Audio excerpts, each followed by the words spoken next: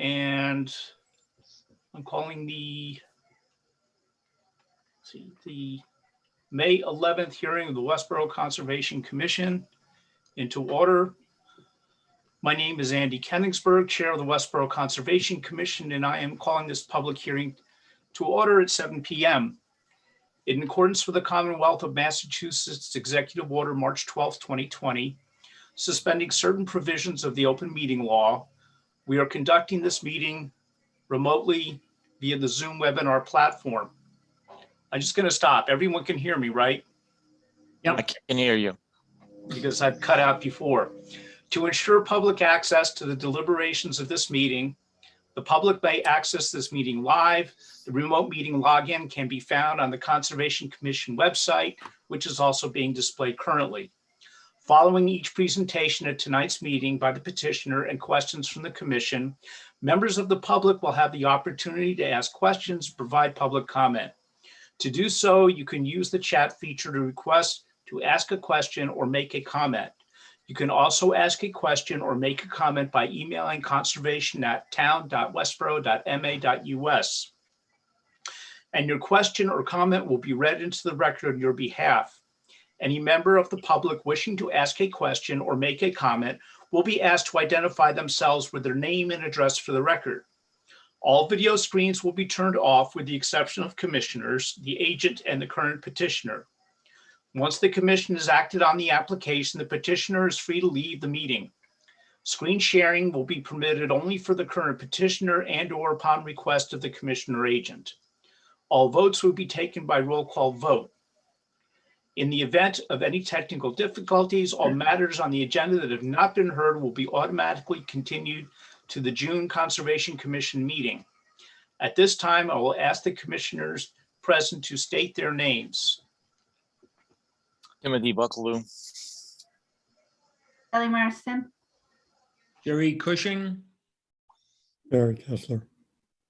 Okay, we have a quorum, so we can proceed. The first item on the agenda this evening is a continued hearing for notice of intent 332-914 5Tech LLC, parcel ID 3617 5 Technology Drive. So let's see, I see Chris Egan and Daniel Feeney and Justin Lundberg has joined. Hi, so Daniel, I assume I am going to give the floor over to you. Sherry, is there anything you want to intro beforehand? Nope. I have all the information. Engineering signed off on this, so Okay. I turn it over to Dan. All right. So Dan. Sure. So just as a recap, we initially submitted a while back.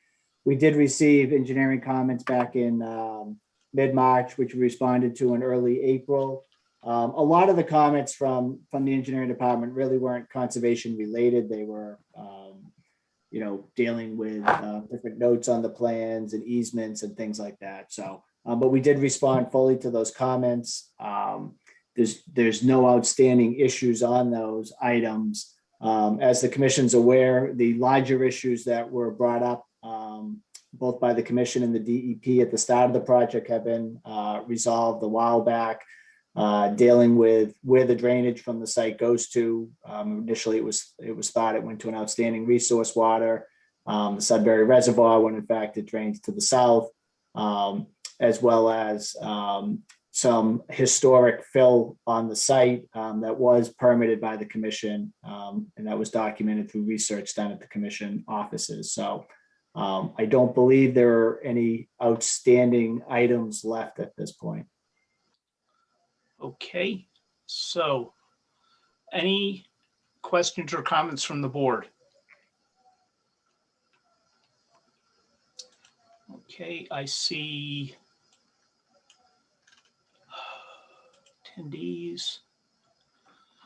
I see several people in the audience. Is there anybody in the audience who wishes to make public comment? You can use the raise your hand feature. I believe you should be able to do that. Okay. I don't see anyone. All right. With that, I need a motion to close the notice of intent hearing and issue an order of conditions with special conditions 21 to 43 for file number 332914, 5Tech LLC, located at 5 Technology Drive. Motion. Okay. Kelly, do I have a second? Second. Tim Buckaloo seconds. Roll call vote. Andrew Kenigsberg, yes. Tim Buckaloo. Yes. Stephanie Kelly is absent. Justin Lundberg. Thought I saw him here. He's a yes. Sorry, he just chatted me on the side. I think there's something going on with his, Got kicked off. I just put him back on. yeah. Okay, Oh, there he is. there. Voting yes. All right. Yes. Yes. Okay. Gary Kessler, Yes. Mr. Cushing, Yes. Kelly Marston. Yes. Motion passes. Thank you very much for that. Okay.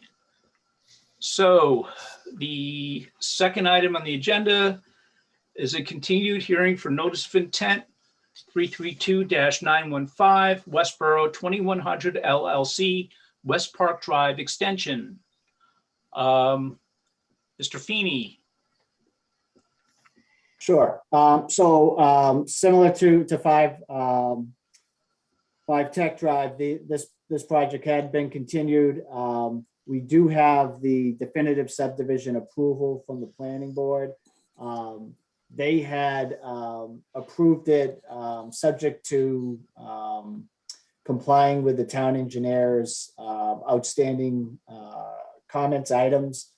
We submitted new plans, updated plans dated May 3rd.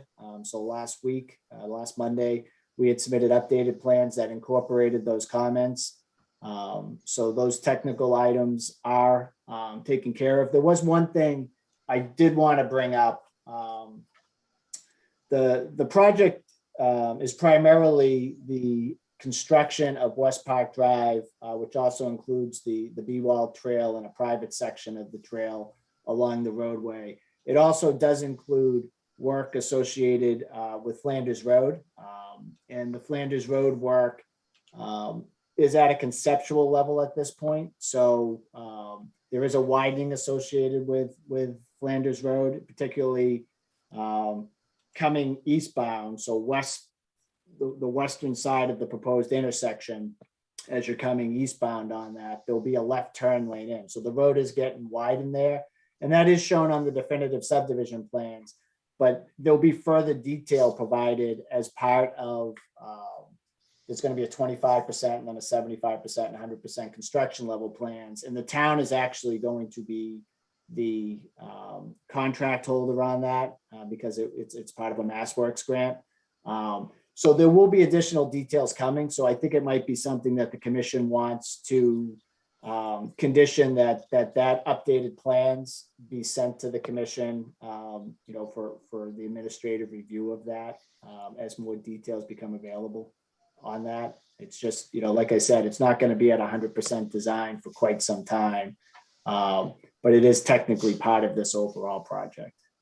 I didn't want that to get kind of lost in the shuffle. Okay. Any other comments or questions from the board? Okay, hearing none. The first item that we need to vote on is a waiver for this project. So I need a motion to grant a waiver from section 5.1.1 and section 8.1 of the Town of Westborough Wetlands Protection Regulations dated February 9th, 2010, and revised May 8th, 2012, which requires a minimum setback from the resource area. The proposed limit of work will be inside the 20-foot no disturbance area only as a temporary disturbance for grading and erosion control. The proposed project will not have any permanent structures within 20 feet of the resource area. The closest permanent structure to the resource area will be 37 feet which is analogous to the current site conditions. Do I have a motion? Andy, that waiver is for 4,400. Oh, I'm sorry, I got it wrong. My apologies. So I will just take that off. Okay. It's number 2 on the list. Yeah. Got screwed up. All right. So we're not going to vote on that waiver tonight anyway, right? No, I created that waiver. Oh, It's you just, did? it's number 6 when it got, Flip. 6. Okay. But I think you're right, Andy. We're not voting on that tonight because we're not voting on the order of conditions. Yeah. So we're not going to, we'll hold it together as a package. Yep. Okay. My bad. All right. So strike that. Thank you. I need a motion to close the notice of intent hearing and issue an order of conditions with special conditions 21 to 45 for file number 332915, West Park 2100 LLC located at West Park Drive. Now do I have a So motion? moved. So moved. So moved. Tim Buckaloo, Second. Kelly Marston. Okay. Roll call vote. Andrew Kenningsberg, yes. Tim Buckaloo. Yes. Stephanie Kelly is absent. Justin Lundberg. Yes. Okay, Gary Kessler.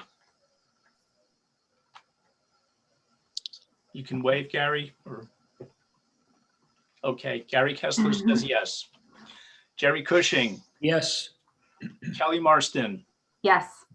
Motion passes. Thank you very much. Okay, So Andy, we do have, we are within the 20-foot no touch on this project as well, just so it doesn't get lost in the shuffle. okay. It's Apparently it did. it's number 2 on the revised list that Sherry sent out, I believe, Andy. Yeah, if you hold on a second, I got to pull that up. So just let me get to, bear with me 1 second, please. It's your program. I'm just trying to be polite.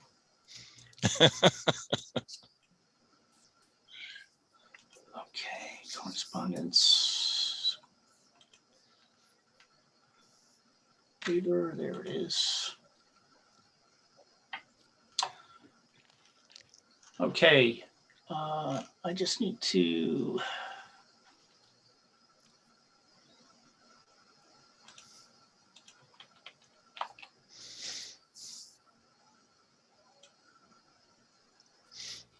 Oops.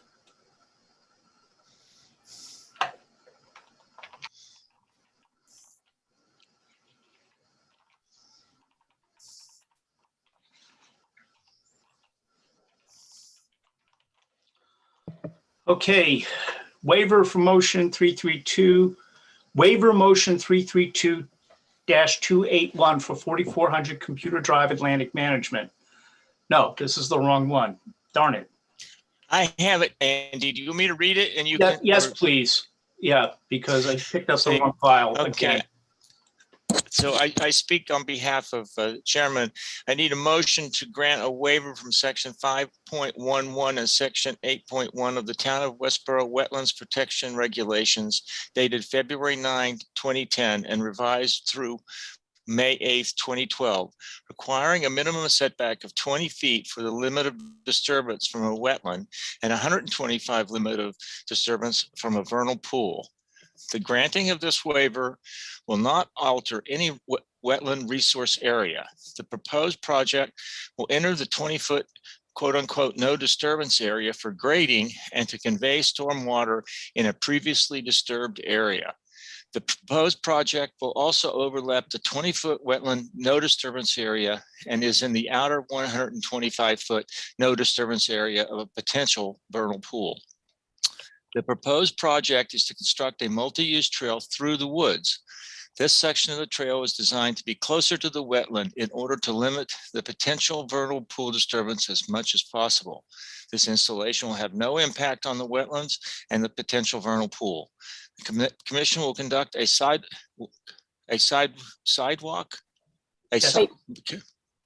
will conduct a walk to determine the exact location of the trail, ensuring minimal impact to both the wetland and the potential vernal pool.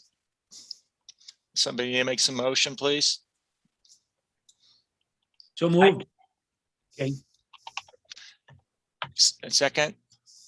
Second, okay, All right. Gary, Andy, you call the vote. yes. Andy Kenningsburg, yes. Tim Buckaloo. Yes. Stephanie Kelly is absent. Justin Lundberg, Yes. Gary Kessler, Yes. Jerry Cushing, Yes. Kelly Marston. yes. Motion passes. Okay, so we've taken care of the notice of intent in the waiver. And I believe that includes our work with Capital for the evening. Did you vote on the actual project or just the waivers? No, we voted on both. The first thing I did was to issue the order of conditions. We Oh, voted okay. on I that. thought you just closed it. I'm sorry. Well, we closed the notice of intent and issued an order of conditions. Okay. Sounds good to me. Yeah, you got a big smile on your face. I think you're happy now. I'm happy. I just wanted to make sure. Andy, do you want to discuss the site walk at all with this project? Yes, we need to schedule that sooner rather than later due to poison ivy. Yeah. So, so we need to get that set up. Do people have time during the day, anytime this week?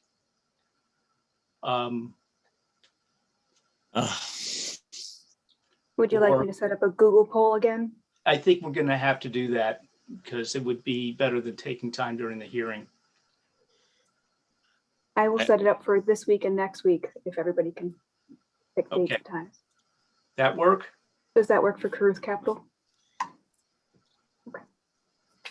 Yes, please include Mark Varro on that. I will. Yes, it does work for us. Okay, great. Okay, so you guys are all set for the evening. The next item on the agenda is a continued hearing notice of intent 332917 for Chase Realty Trust, parcel ID 3332 for 25 Bridle Lane. Sherry, I just wanted to note that when you're looking at the attendees list, do they have the ability to raise hands if they want to speak? Yes, they have the ability to raise hands if they want to speak. Okay, I just wanted to check to make sure.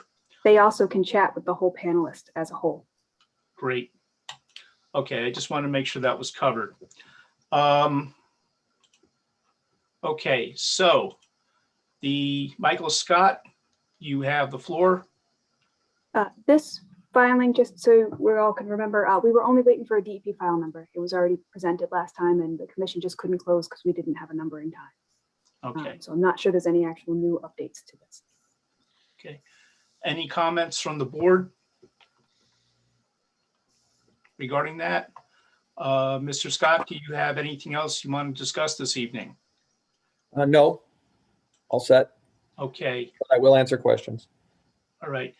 Is there anybody from the public? Use the raise your hand on the participants list.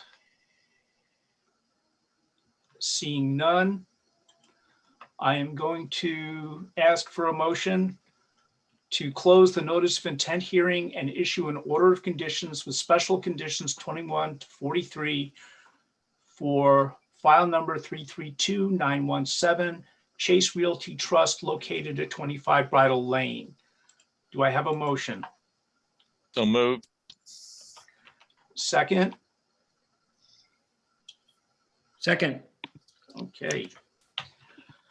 Roll call vote. Andrew Kenningsburg, yes. Tim Buckaloo. Yes. Stephanie Kelly is absent. Justin Lundberg. Yes.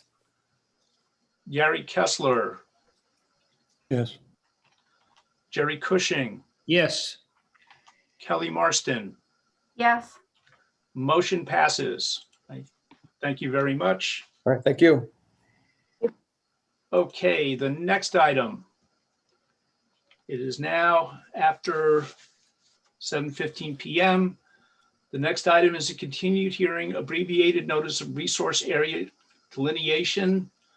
Actually, this does not have a DEP file number yet, according to schedule.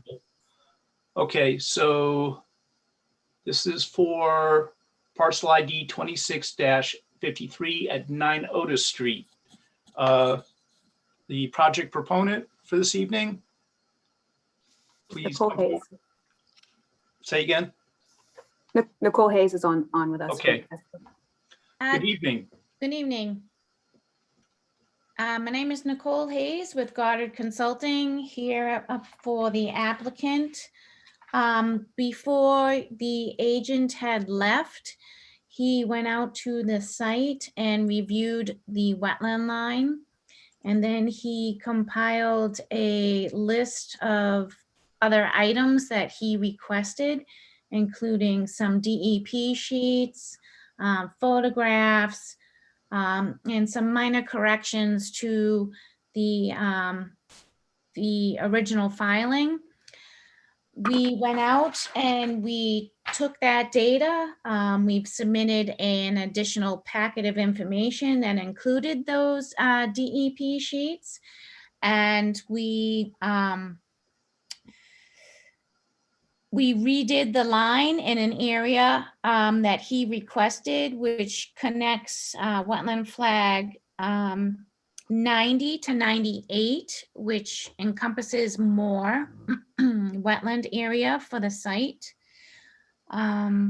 We also overlaid the old wetland line on top of the plans of the line that Goddard Consultant did. And in many places, actually, we are more upgradient of the old line. And Ms. Hayes, can I stop you for a second? sure. Could you share your screen and show the maps that you're discussing by any chance? Yep. Hold on. Let me. Will help everybody. If you can't, Nicole, I have them up as well. Can you, let me see. Can you see that? Yep. Yes. Okay. So the areas that I circled in blue, can you see those? Yes. All right, so the area where my cursor is now, the agent asked us to look at that area. Let me back up. The dark line is the previous wetland delineation that was approved by the commission a while ago. And the dotted line is the Goddard Consultant line. You can see here that we're a little more encompassing, and in here as well. And then this area, he asked me to look at again and submit DEP sheets. And in that evaluation, I decided that I needed to connect flag 90 to 98. And that is on the new plans that were submitted. So this area now is included as wetland. And then this area, which was also a little smaller than previously approved, I gave DEP sheets. And what this area is a mass of rose and bittersweet and honeysuckle, which was very hard to penetrate.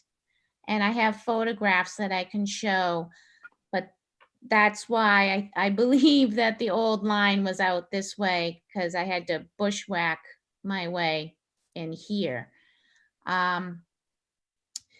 So with those two, the additional data and the correction to this little area here, I believe that we satisfied the agent's requests before he left. So we're respectfully asking for an ORAD for this project, for this parcel. Okay. Do you have anything else, Nicole, that you want to present? I can show you the pictures of this area here if you would like. Let me try to bring those up. Can you see this? Yes. Okay, so that was that area where I also did a DEP sheet, but as you can see, this is honeysuckle with the green leaves, and there's some rows in here, and it's a big tangled mess. I believe that's why the line is different. Not all scientists want to go through that kind of mess. Here's another picture. And this was area upgradient of the line, which I did adjust as your agent requested. So this is showing that you know, the white pine shrubs, there's a white pine trees, an oak, hay scented fern. So that was just those pictures, which are included in the packet that I submitted many weeks ago. Let me see where.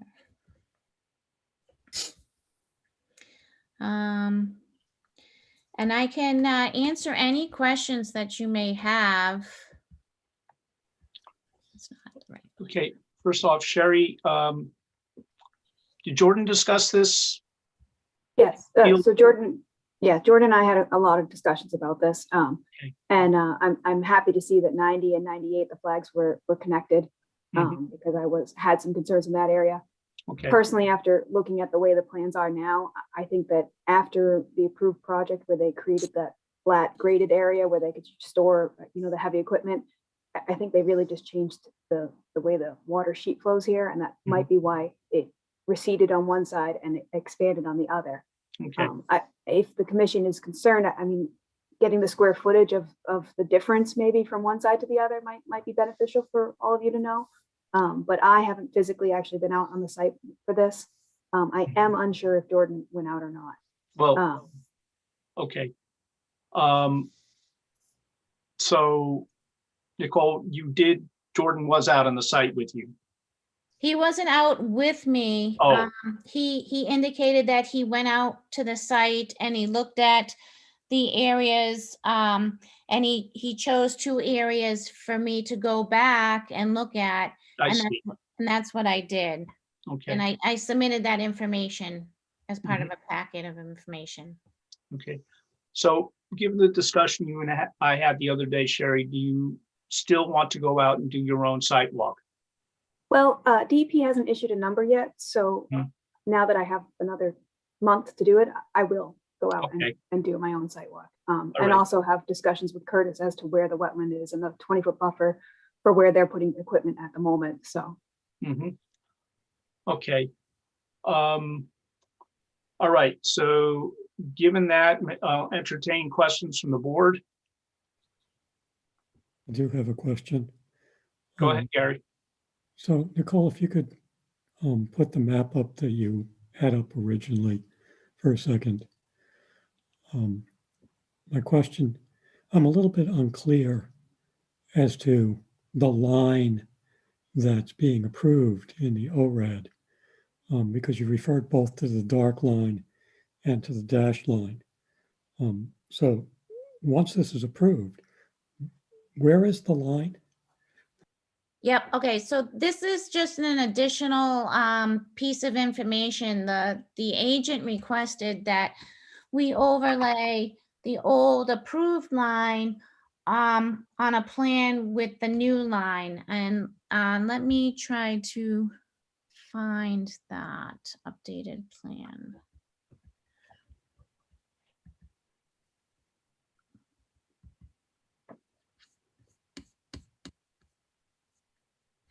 It's not there. Do you happen to have that? I will. available? Let me, yep. Oh, got it right there. Oh, Yep, go ahead. Go ahead. You can share it. I'll minimize just a little bit. So this is the updated plan where you can see this wetland line was connected. This Oh, was the other okay. area he was discussing. This I understand. Okay, Okay. thank you. This is the one for the record that will be on file with. That's correct. Where the flags are marked. Yes. Okay, that's what I thought. And similarly on the east side of the map, where we Yes. see thank you. And so this wetland is the one that grew. So to me, based on the fact that they're now storing equipment and doing whatever here, the water stopped pouring on this side and probably is now more on this side. There's also a detention basin here now, and there wasn't before. So that may be contributing to this wetland growth. Huh. Okay. Any other questions or comments from the board? Okay. Any questions or comments from the public? All right, seeing none. I need a motion to continue the abbreviated notice of resource area delineation for Garrett Curtis located at 9 Otis Street at the request of the applicant to June 8th, 2021. Do I have a motion? So moved. A second? Second. Okay, roll call vote. Andrew Kenigsberg, yes. Tim Buckaloo, Yes. Stephanie Kelly is absent. Justin Lundberg, Yes. Gary Kessler, Yes, Jerry Cushing, Yes. and Kelly Marston. Yes. Motion passes. Thank you very much. Okay, the next, Can I just ask a question? yes, Again, Nicole Hayes from Garnet Consulting. So we're continuing it to June 8th, so you can take a look at the wetland line, or why are we continuing? well, first of all, we don't have a DEP file number yet. Okay, So we cannot do anything until we have that file number. okay, And that would be the case regardless. It also gives Sherry Widows, her agent, time to go out there and take a look at the site herself. okay. And if Sherry, if you want to take a look at it by yourself, that's perfectly fine. If you would like me to accompany you so we can discuss, that's fine as well. Just let me know what you prefer. Sure. Yeah. I'll probably walk out by myself, and if I have questions, then we can find a date to meet together. Okay, great. Thank Great. you. Thank you. Okay. All right, so the next item on the agenda is for Atlantic Management located at 4400 Computer Drive, DEP file number 332918. Since I am in a butter, I will need to step back. I'm going to turn off my camera. Wait, just one moment, Andy. Yes. Since we're not, my understanding is that we are not voting on either the waiver or the only thing we'll be voting on is the notice to continue. If you want me to do that, I'm glad to do it. But I wonder if since there's nothing substantive except a continuation, whether you need to do that. That's all. Well, if there are people here, and it looks like there's people in the attendees list from the applicant. Therefore, if there's going to be any discussion tonight, Tim, I can't be chairing the hearing. I got you. I understand completely. And then there's no problem. Then I will step forward and act as chairman on Right. on these two items. Yeah, before you get going, I'm just saying I have to step off as chairman for this because I'm in a butter, but I still reserve the right to ask questions or make comments as an abutter. Thank you. If I can ask the attendees, if you are here for this hearing, could you raise your hand? Because I'm having trouble figuring out who I'm supposed to be pulling forward. Mr. Perry, I don't see anyone else.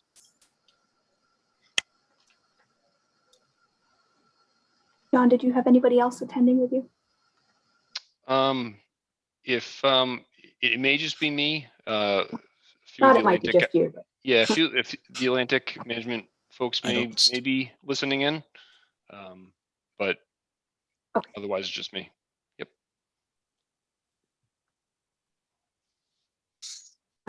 Mr. Chairman, just to give a preface on this, I've been working with the applicant to get all the information. As far as everything that we asked for, without talking about the stormwater management plan we've received, the engineering department hired an outside firm to review the stormwater management plan. The town engineer called me today. She just received the results from that and has to draft up a letter, but she will be requesting more information from the applicant based on that review. Okay, so it's not ripe then for action at this time because of the failure to have a final opinion from the town engineer. Is it fair to say that? Yes, the applicant also had asked to continue based on the planning board so that we all have the same set. You're freezing up on me. Oh, I'm sorry. The applicant asked to continue based on the planning board decision, just so that our department and their department had the same set of final plans as well. Just for okay, I don't know if anybody else was able to.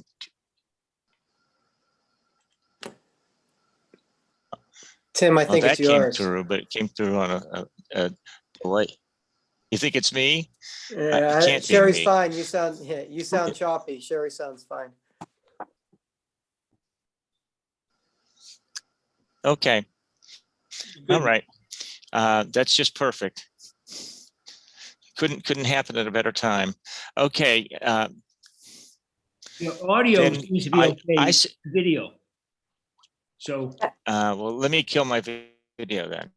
But you don't have to. But the audio seems to be okay. I'm fine then. I just kill my video. I'm still present in case anybody wonders. So therefore, I said before, do we have any more commentary on the plan itself, given the fact that it is incomplete at this moment? Mr. Perry, what's your understanding of the status of the engineer's report? Yeah, so as Sherry mentioned, we've been working with the planning board to address a few final items from them, and we've been waiting to receive peer review comments on the stormwater, which we were aware that that had been commissioned through the planning board in conjunction with the town engineer. So if those comments are going to be forwarded to us, in the next couple of days, and that's great, we can proceed with addressing those comments. We did provide a memo last week to address some initial comments that we had received from Sherry and Jordan back in April. So we did address those comments in writing. We provided a SWIP plan as we were asked to do, a second phase erosion control plan with a little more robust erosion control, added some sedimentation basins. We modified some of the snow storage areas, and we're ensuring that all the snow runoff, snow melt goes through the stormwater system so it's properly treated before discharged. And then in our memo, we also included a waiver request for work within the 20 to 50 foot limit of disturbance buffer. So yes, we have that waiver request in front of us.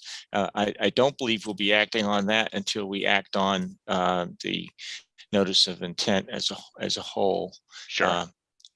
That's generally our practice. So, so we will reserve any action on the waiver.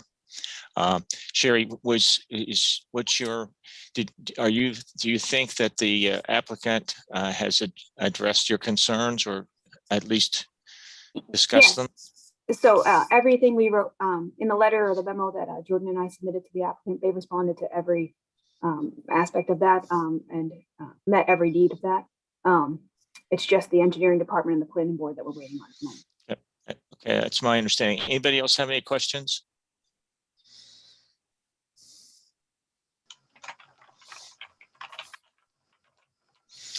Then if there are any more questions, I would say I need a motion to continue this hearing. Chairman, Andy just requested to address the board. Sorry. Forgot the I'm sorry. audience. I'm slow down. I'm slow. Go ahead, please. Mr. Chairman, Andrew Kenigsberg, 3 Smith Oh, Street. Andy Kenigsberg. Yes. Yeah. Yeah. For the record. Okay. I've been round and round about this.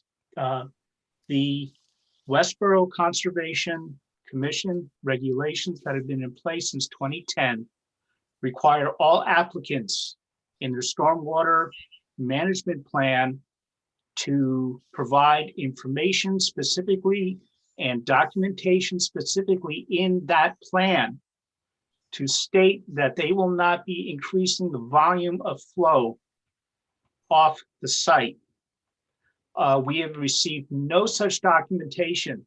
It was not included in the report. That is an omission. I really don't. We do not have to wait on the engineering department to do their evaluation. Every applicant who has come before the commission for over a decade has provided that information in their stormwater plans. And I do not see why this applicant did not do it. I do not see why this applicant did not mention this in their stormwater plan that they presented to the commission. I request that the commission ask the applicant to provide in writing and with appropriate documentation that they're meeting the Conservation Commission regulation standards for stormwater management. This is going to be in our records and this information should be there. And I'm going to make this request of the board. Thank you. Would you like to put that in the form of a motion, like just so that we have something before us that we're acting on? Sir, I can't do that. You can give me the form of the motion and somebody else can make it a motion. I request that the board move to require the applicant to provide the information required in the Westborough Wetlands bylaw and regulations regarding stormwater management and to provide documentation as required in the regulations that state that they are meeting the no volume increase in stormwater flow off the site. Tim, I don't think we need a motion for that. We can just ask the applicant to provide it. We're continuing the hearing. Let's ask the applicant to provide the information. So yeah, I can respond to that. And I think we addressed this last time too, verbally, that it was designed to meet all the local standards. It happened to not address that in writing in the report for no particular reason. We will be submitting, a finalized stormwater report. Obviously the peer review from the planning board is focused on stormwater management. So I'm sure we'll have a few items to revise just inherently with that process. So when we do that and resubmit the stormwater report to planning board to satisfy all their comments, we fully plan and have planned to resubmit that to the Conservation Commission as well. Again, just to make sure that everyone's getting the same documents between the Conservation Commission and the planning board. So we will certainly address that. We've already done it on our end. It just hasn't been published. John, just to back that up, that's for our bylaw. It's the regulation 5.3.4 requirements for hydraulic connection. It outlines exactly what Mr. Kenigsberg is looking for. Yep. And it also is something that the town engineer and I discussed, that is going to be required in her letter. Absolutely.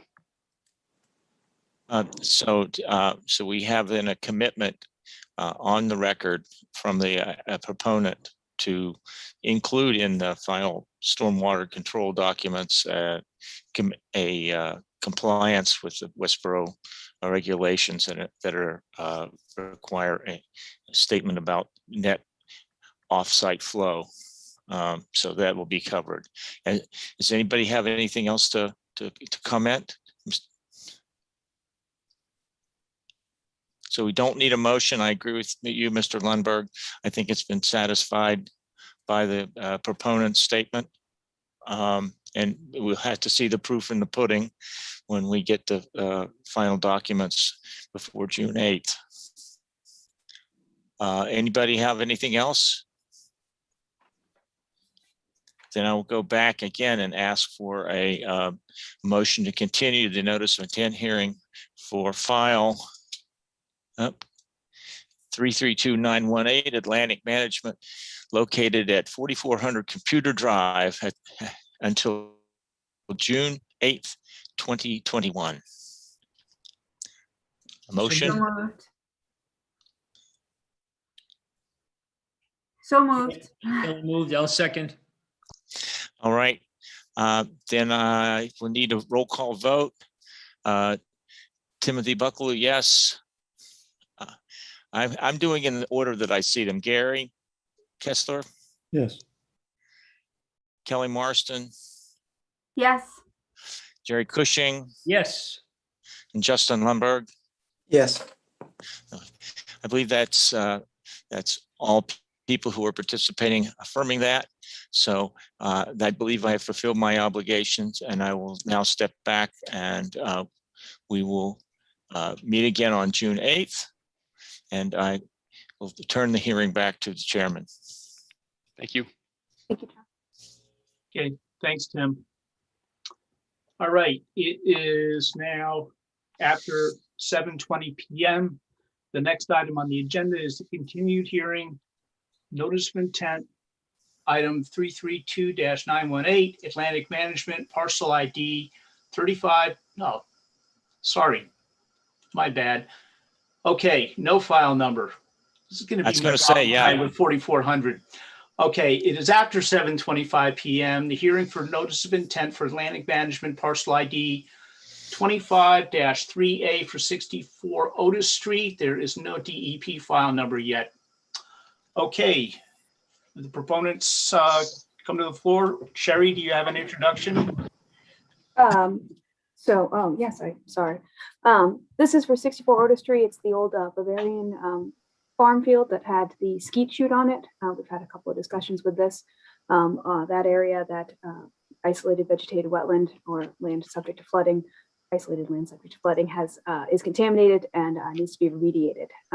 It was a reportable site, so they have come forward with a notice of intent to fix the contamination and create a mitigation on another side of the parcel. And I will turn it over to them. Is there anybody, Tim, that I missed that I need to pull forward? Yeah, I don't know if they can raise their hands, but I think I see Matt on here. Dennis Lowry was going to join from AECom, and Rob Berger. I see Dennis on. Oh, I see Rob, sorry. And we also had Brian Lawler and Marisa Fryer from SMMA. Thank you.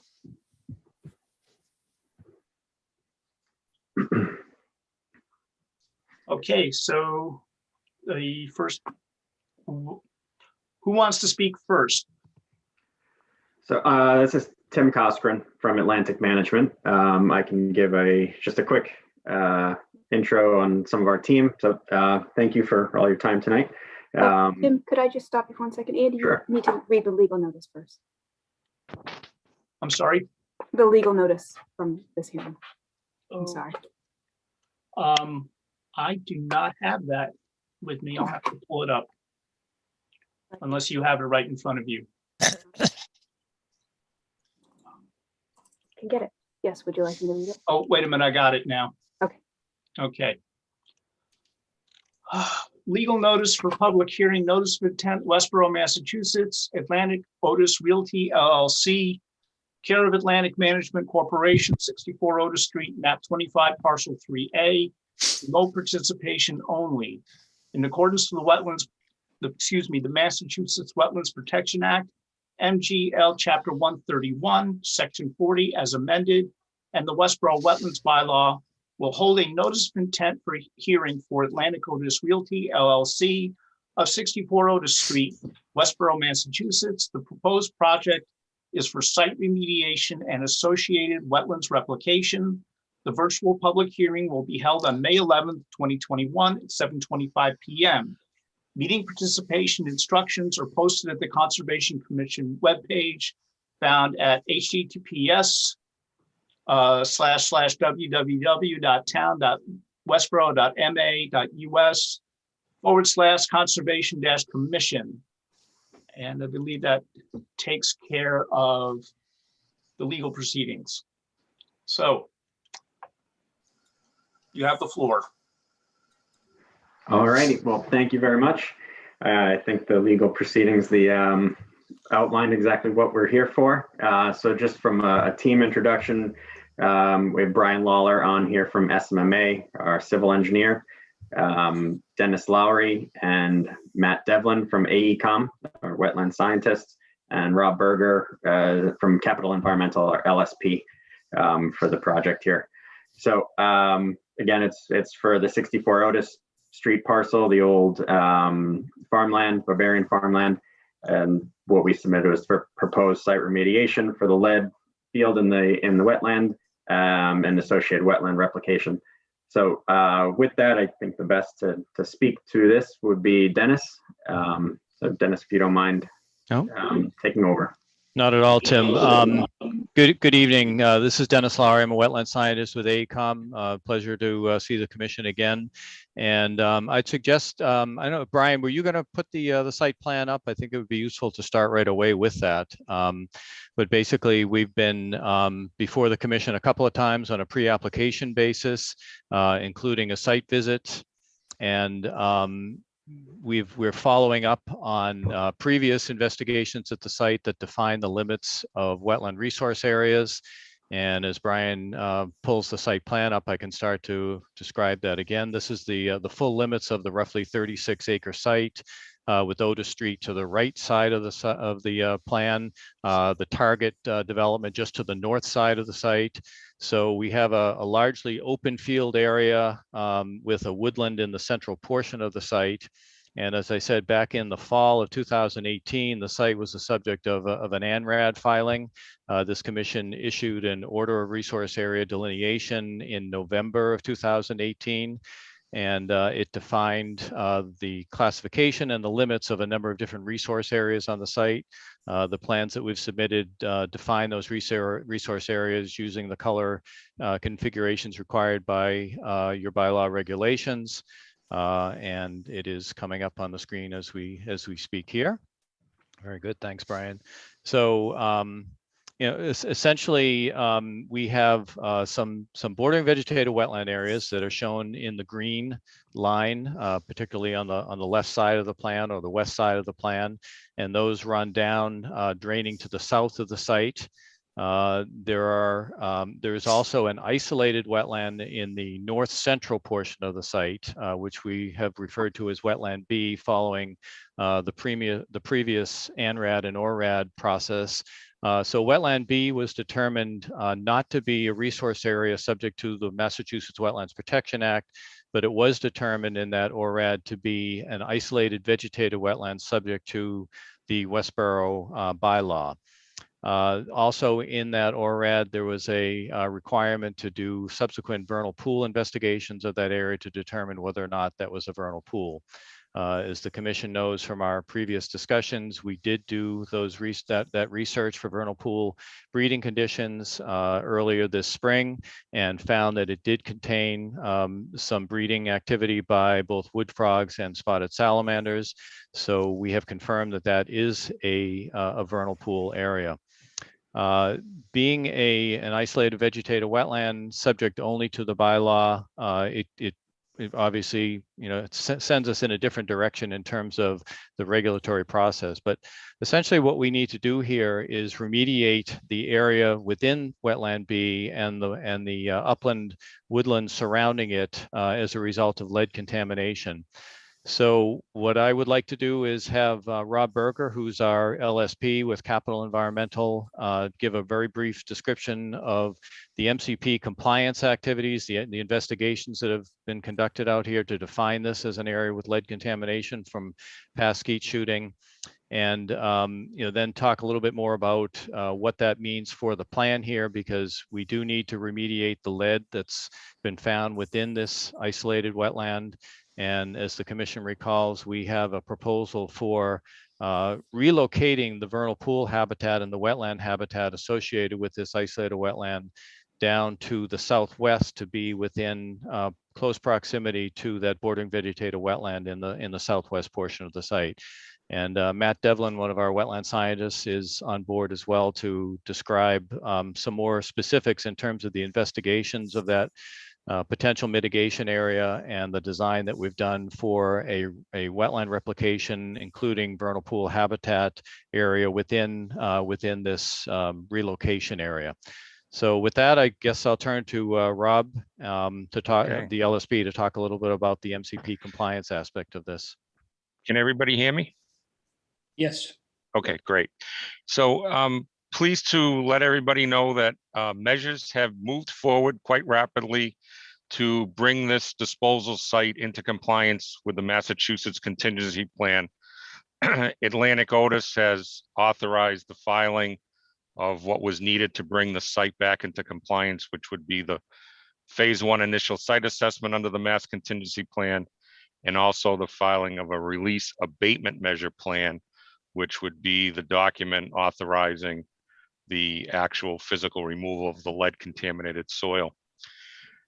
With the aid of the reports that Capital, or the investigations that Capital has completed, along with previous consultants, there have been over 520 soil samples collected, analyzed by laboratory and/or handheld lead testing devices. So this area it's been very well sampled, delineated, and the lead shot, as typical with these types of gun ranges, only is found mostly in the 0 to 9 inch soil depths, with 1 or 2 of the 500 sampling points showing a penetration down to close to the 12-inch range. So it's a fairly shallow contaminated area within the 0 to 9 and segregated spots 0 to 12 inches, which will be remediated. We will be putting in, as you can see in this plan, a temporary access road. It's a beautiful farm field, has great loam on it. Unfortunately, the heavy equipment that we'll need to use will likely sink in. So we're gonna remove some of the loam and put some base material in so we can have an access road. The next procedure will be to go back out with our survey team and pinpoint all these sampling points that I just referenced. So we make sure we have the delineation as it shows on this plan, where we're going to be digging, where we're not going to be digging. And we will be removing trees. We'll be removing stumps, making sure that any dirt or soil that's remaining on the root mass will be removed, and all will be, the wood debris will be shipped off site, but any of the soils will go off as lead contaminated soil. Okay, thanks, Rob. I also wanted to step back a little bit in terms of the characterization of Wetland B. As the commission, the members that have seen it recall, it is largely a man-created or largely man-altered area. You can see that has been, decades ago, a lot of earth movement in that area. It seems pretty apparent that they excavated out a couple of deeper depressions to try and get water for probably for irrigation in the farmed areas. So you see those deeper pooled areas are in the internal portion there, right where the cursor is now. So those are the portions that we did find. The egg masses of the wood frog and the spotted salamanders, but it is largely a man-made, certainly man-altered area. The vegetative community certainly reflects kind of that altered state. So it is something to consider in terms of the genesis of that area, but then also obviously the lead contamination that's there. This is not really the type of setting that you want to have that type of vernal pool activity in with the contamination. So it's something that's not uncommon that we run into in MCP compliance projects where you have a contaminated wetland and really there's a conflict between the use of that by some of the native species there and the contamination. It's not really in the interest of the long-term preservation or wildlife use of those areas. So in this particular case, we feel that it is much more desirable to essentially take the functions that's provided by that vernal pool, the created vernal pool habitat, and move that down into an area that's proximal to the other wetland to the southwest. So with that, I wanted to have Matt Devlin, who's one of our wetland scientists that's done most of the research examining the area down adjacent to wetland A that we found an open, unforested area, which really has excellent conditions, we think, for developing replicated wetland and vernal pool habitat. Matt? Andy, before we move on to that, do you want to wait and hold off all questions or questions? Well, okay, so you have questions from the LSP, Jerry? Yeah. Yeah, please go ahead. Thank you. A couple questions. You may have already stated it, but I was just trying to recall the time frame that the area was used for trap shooting, and I know it goes back decades. I think it does. From some of the local folks that I've spoken to, when they stopped farming in 2000, the skeet shooting had already ceased. So it likely stopped around 2016. And I think if we look at the aerial photos of the area, you can see that at one point in time in the 1980s, 90s, very limited tree cover, and then trees just continue to grow and grow in the area. So I think the skeet shooting likely stopped sometime in the early 90s. And any record of when it might have started? It's interesting. The story I was told, and this is from one of the Barbarian relatives, is Westborough had its own shooting range at one time, and it closed because the land got sold, and Red Barbarian still wanted to shoot. So lo and behold, he opened up the skeet range on his property. And when that happened, I have no idea. Yeah. And another question, you talked about the soil results in detecting the lead 0 to 9 inches. How deep did the testing go? The majority of the testing done by previous consultants was down to about 2 feet. But when Capital Environmental went back in and did a bunch of additional borings and set new monitoring wells, we went down 15 to 20. And in all results, it was confined. Very common that it was 0 to 9 with a little bit at the 12. It was very consistent. Okay, thanks. Thank you. Any other questions on this particular part of the? I just have one question. Yes. I have one question to the OSP. Sometimes associated with shooting ranges, there will also be perchlorates. Mm-hmm. Was this area checked for perchlorates at the surface level? It was not. Is that something that we should be concerned about? I know most of the older shotgun shells and shotguns used powders that sometimes were, in order to get the most bang out of it, would have an oxidizer, which would be like a perchlorate mixed in with with the regular powder. Yeah, So I just ask if there's any interest in examining that, because I know that would be yet another problem for the remediation. the distance from the shooting shed to the area across what we're remediating is not a significant shot range. Yeah. I wouldn't anticipate that they used a high velocity shell here. I think they were mostly using bird shot. Yeah. And I don't anticipate there being perchlorate, but we can absolutely, before we put a shovel in the ground, confirm that. Well, I hear what you're saying. It's just that the older ammunition was not as necessarily as reliable, and it can't. They were shooting over the water. Is that correct? Yes.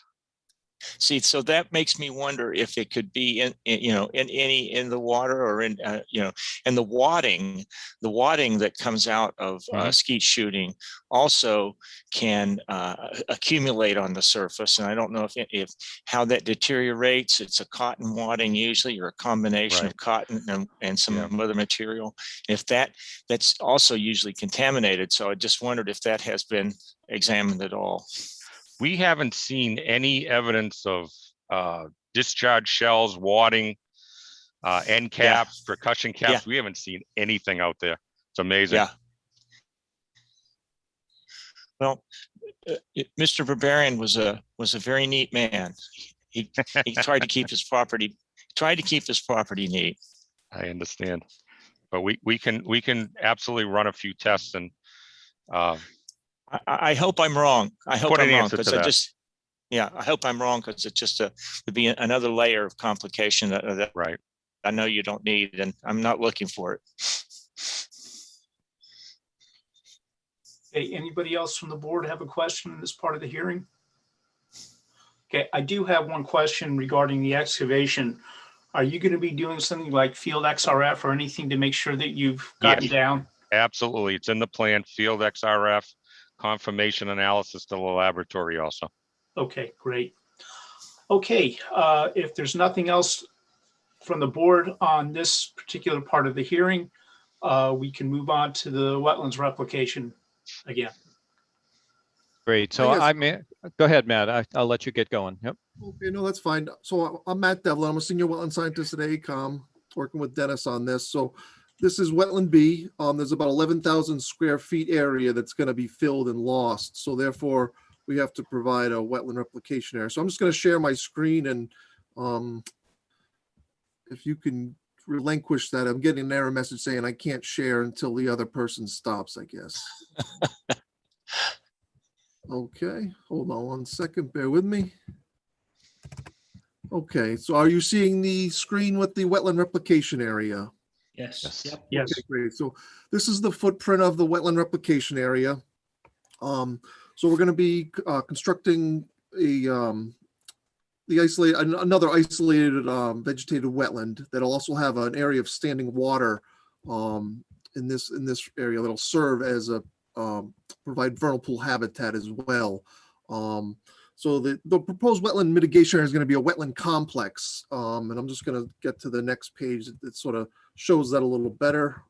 Bear with me, I'm using a laptop and I'm usually using a real computer. So anyway, the wetland complex is going to have an open water area that's in this area, about 3 feet of standing water in there. We're going to have a fringe marsh with subaquatic plantings, and then a wet meadow here as well. So that's going to be entirety about 16,000 square feet, which will provide the 1.5 to 1 mitigation ratio under the wetlands bylaw requirements. That also replace the functional significance of the area, providing the vernal pool habitat. The area itself is within a cleared area that was previously cleared, so there's no mature trees within that area. We actually GPS surveyed the trees around the perimeter of the area. So all these dots represent trees and sizes. So we didn't want to clear any additional trees. We wanted to utilize the existing area that was already cleared previously and was also previously identified during previous filings as a potential mitigation area with the town as well. So we try to utilize that. Due to the soil contamination in wetland B, unfortunately, we can't reuse soil or any habitat features or any logs or branches, attachment sites. We have to import our own soil from a commercial vendor. So that has to be done as well. So in investigating this area to determine groundwater, we installed 2 groundwater monitoring wells, PVC groundwater monitoring wells here, and then actually 3 soil borings, basically open soil borings. And I'm just trying to scroll a little bit further north here. And so the 2 wells are there, and then 1 soil boring in the wetland, but then there's actually 2 on the side, outside the wetland, to try to get a better sense of the surrounding area and the surrounding groundwater as well. So groundwater has been measured for the last 2 months, about elevations 279 and 281. Therefore, we propose the bottom elevation to be about 280. That'll be the wet meadow area in here at 280. The marsh area will be about 279. And then we're going to have a deeper area of open water at 277. That'll provide about 3 feet of standing water for the vernal pool habitat. So that will provide groundwater at or near the surface of the wetland replication area. The wet meadow area will be seeded with a New England wet mix, New England wetland plants wet mix. Excuse me, I get an itch all of a sudden. The fringe marsh we planted with about 75 emergent plugs of pickerel weed, burr reed, and arrowwood, about 25 of each species. The edge of the water of the vernal pool will be planted with buttonbush. That'll provide woody attachment sites along the edge. Shrubs of silky dogwood, high bush blueberry, winterberry, and scattered patches and clusters along the side slopes here. There'll be 3 red maples, and we'll also have a few hummock patches here in the central portion. Also along the side slopes, we're going to be doing about 60 black willow tubulings or live stakes, depending on availability at the time of planting. We'll also be using a New England conservation seed mix along the entire side slope perimeter. We will be installing woody debris, coarse woody debris logs, and cut saplings within the open water area to provide potential attachment sites, woody attachment sites for the amphibian egg masses to adhere to. So that's really sort of the wetland replication area in a rundown of what we plan to do out there.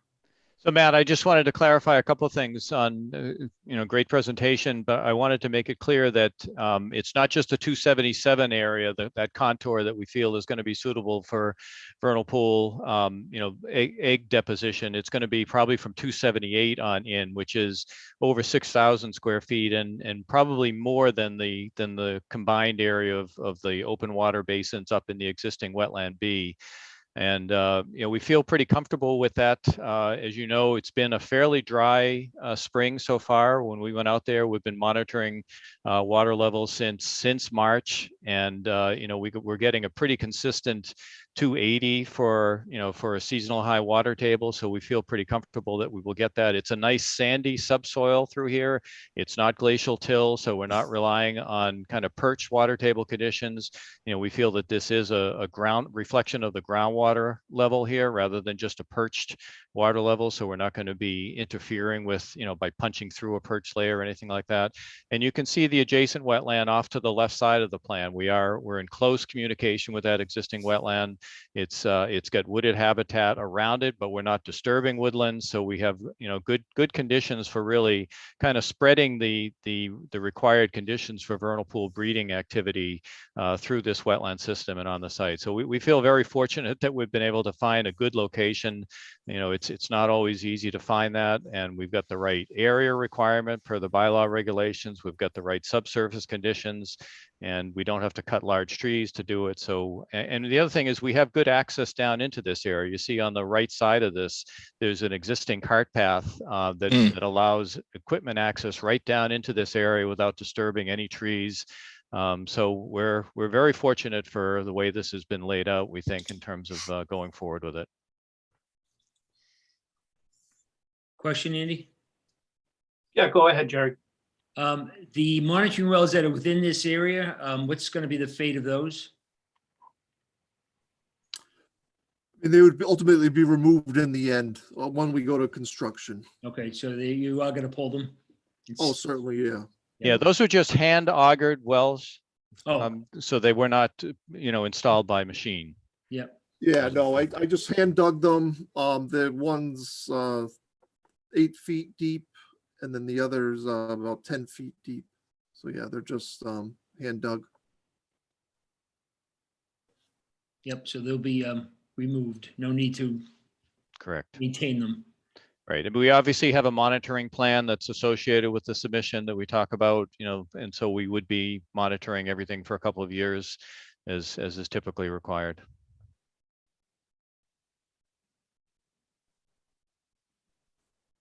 Other questions? Through you, Andy, if I may ask a question? Certainly. Well, I guess having been a farmer myself and having been on a lot of farms, the thing that always concerns me when I find a road through the woods coming to a place that's been cleared is what kind of activity went on in that area before it was cleared, because farmers they have to do what they have to do sometimes, and they don't always have the best industrial hygiene. Has this area been looked at for surface contamination of its own that could be associated with farms, petrochemicals or bromides, or any of the things that farmers sometimes use to keep their fields clean? Has this been considered as an issue there? If I could jump in, we did do some hand borings in that area for heavy metals, EPH, no reportable conditions found. And if I may be incorrect in this, but that access cart path, wasn't that the one that was put in for the town for a storage easement versus the farmer? I'm not sure. I think that's possible, Rob, just kind of looking at how Well, it links up. Okay, yeah. That makes me feel better. And thank you for your comments. That makes me feel better about the site too. Yeah. And I would just say, as wetland scientists, both Matt and I have been out there with augers and dug around. There's no evidence of farm trash or any evidence of trash in that area. The soils, it looks like maybe they scrape topsoils off of it, I would say, if anything, because there isn't much for topsoil in there. We go down very quickly into that underlying sandy layer. But you can tell from historic aerials that it has been cleared, for some time. If you go back 15 years ago, it was more clear than it is now. It's grown up in some shrubland at this point, but it's no evidence of deposition of trash or anything there. No, thank you very much. That's reassuring. I have a question regarding the vegetation being put in. In your monitoring plan, maybe I missed it, but what are you going to do for trees, shrubs, bushes, whatever you put down if it doesn't thrive during the monitoring period, or animals come and eat them, which is possible? What do you have a plan for dealing with those issues? Well, I mean, I think our plan is to meet the 75%, coverage of indigenous wetland plants. That's a requirement of mitigation areas or replication areas under the Wetlands Protection Act. Obviously, we know from monitoring plants that are planted that there can be a fairly high mortality rate, but there's also, natural colonization by shrubs and trees and herbaceous plants that tends to occur over that 2-year period that really, compromise or basically takes the place of that native of the plantings that would go in there. So, we would strive to meet the 75% criteria. I guess, if we had to do replacement plantings, that's something that we could entertain. Sure, and I just want to let you know that the existing wetland B is more or less an emergent marsh and meadow. There's not many shrubs in there to begin with. We're actually putting in more shrubs than there already are existing in the existing wetland. So, for what that's worth. Okay. Right. Any other questions from the board? Yes, I have some questions. Go ahead, Gary. The first of which is, will you be doing something to keep invasives out of the replication area? Well, we don't have a specific plan. We could certainly, what we typically do is when we start our monitoring, if you see something like loosestrife or Phragmites, you jump on it very quickly during the monitoring period. We have not laid out an invasive species control plan specifically for this, but that's something that that we could certainly accommodate during our monitoring process. It all depends. We run into this, especially quite honestly, more with loosestrife, because loosestrife really doesn't get controlled very well even by the herbicides because of the prolific seed production that it has there. The Phragmites is more completely addressed by the herbicide applications, but we usually try and just start that process during the monitoring by hand pulling what we see when we go out there as for monitoring the vegetative growth. Next question. Do you know if the adjacent wetland to the left on the map hosts vernal pool species? Yes. Up in this area, Right. in this area of wetland A, it is the vernal pool, and that's shown on the NOI plan set. We have a polygon here in the upper portion. This is all flooded as well, and I did not find any egg masses at all into this entire area. I did find a bunch up in here. This seems too shallow and dries out too soon, so the critters, I think, sort of know that, and they sort of focused on this deeper area up here. But yes, a portion of wetland A is also a vernal pool. That's up in here. And that deeper portion up north clearly appears to be, dug by the farmer in the past as well. It's quite deep, and you can see around the edges, it's got cut banks, as if that was also subject to past earth removal. And did you find both wood frog and salamander egg masses up there? Strangely enough, it was just spotted salamander egg masses. No wood frog egg masses. Yeah, I mean, just in general, we found this year to be pretty good for spotted salamanders all over the place. Probably a better year than wood frogs. As you know, they vary from year to year. And for whatever reason, this year has been very good for spotted salamanders. Actually, that was sort of my experience in some other locations as well. So when you remediate the existing area, is there going to be any effort to do anything about the animals that are living there, or are they just collateral damage? Well, I mean, we did get permission from the commission early on to take the egg masses that were within wetland B and move them down to wetland A. Obviously, the logic there is we did not want those hatching out with this, with this remedial activity coming, because we didn't want them to simply go up in the upland areas around it and then be in that woodland as it has to be cut and grubbed, and that would not be conducive to long-term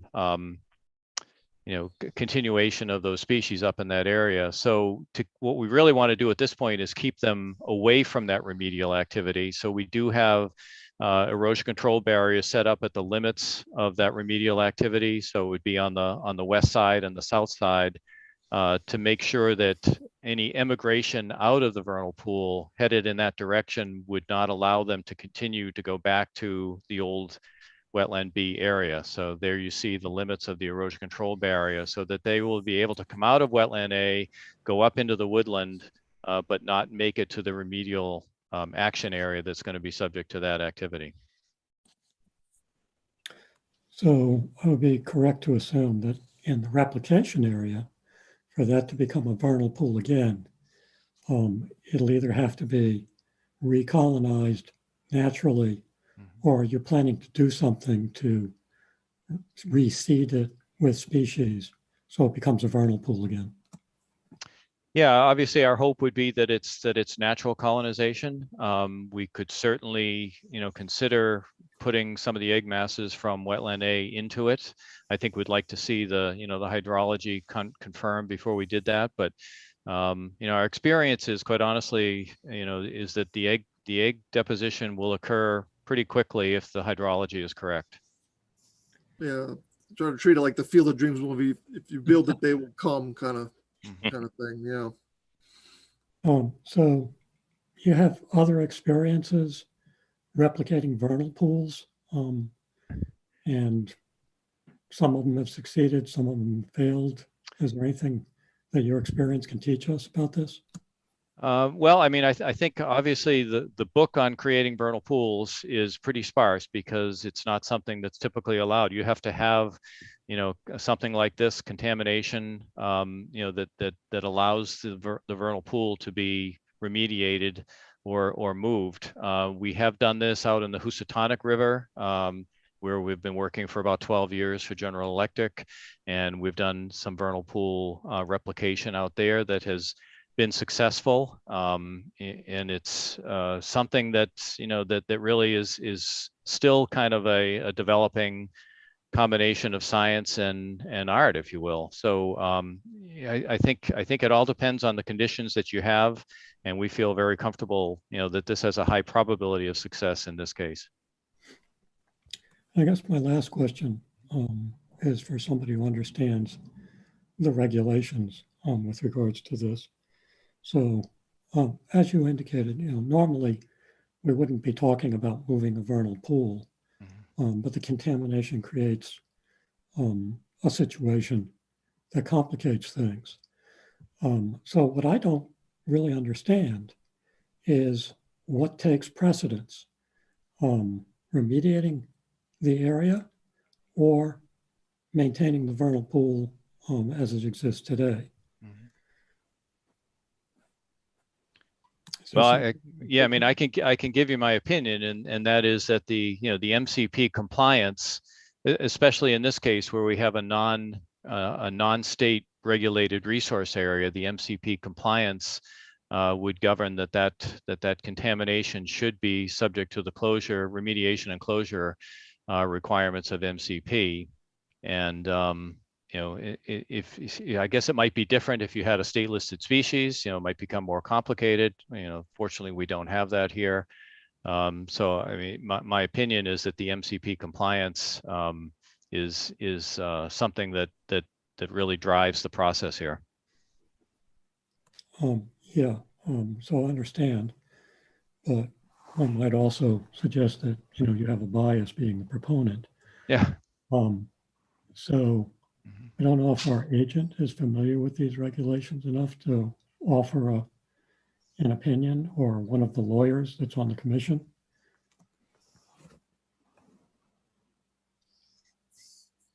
Fortunately, Gary, no, I don't think I'm at par for that at the moment.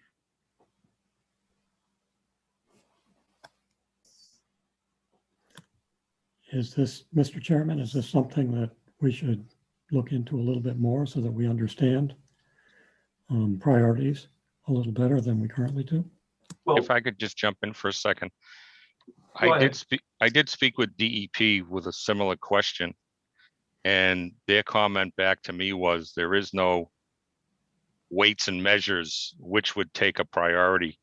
It basically gave me feedback that, if best engineering practices can reconstruct, then we're not destroying without replication. We're helping with a reconstruction area, but they basically said that there's no precedent that says one over the other. So it's basically the commission deciding which route to go. Yeah, and again, I think when you look at the limited project provisions, which include MCP, those are the projects that allow you to waiver, if you will, from the strict performance standards. So it recognizes that there are situations where remediation needs to take place, and the performance standards that you might normally be confined to are not necessarily subject, but there is discretion and other considerations for the commission in terms of alternatives and viability of replication and so forth, that you would take into consideration. Yeah, I guess that raises perhaps my last question, which is, if we were to suggest that the vernal pool be left intact, what alternatives would that drive your project to? As it impacts remediation? No. Okay. If we were to say, we don't want that area remediated, we want the vernal pool to remain, what does that do?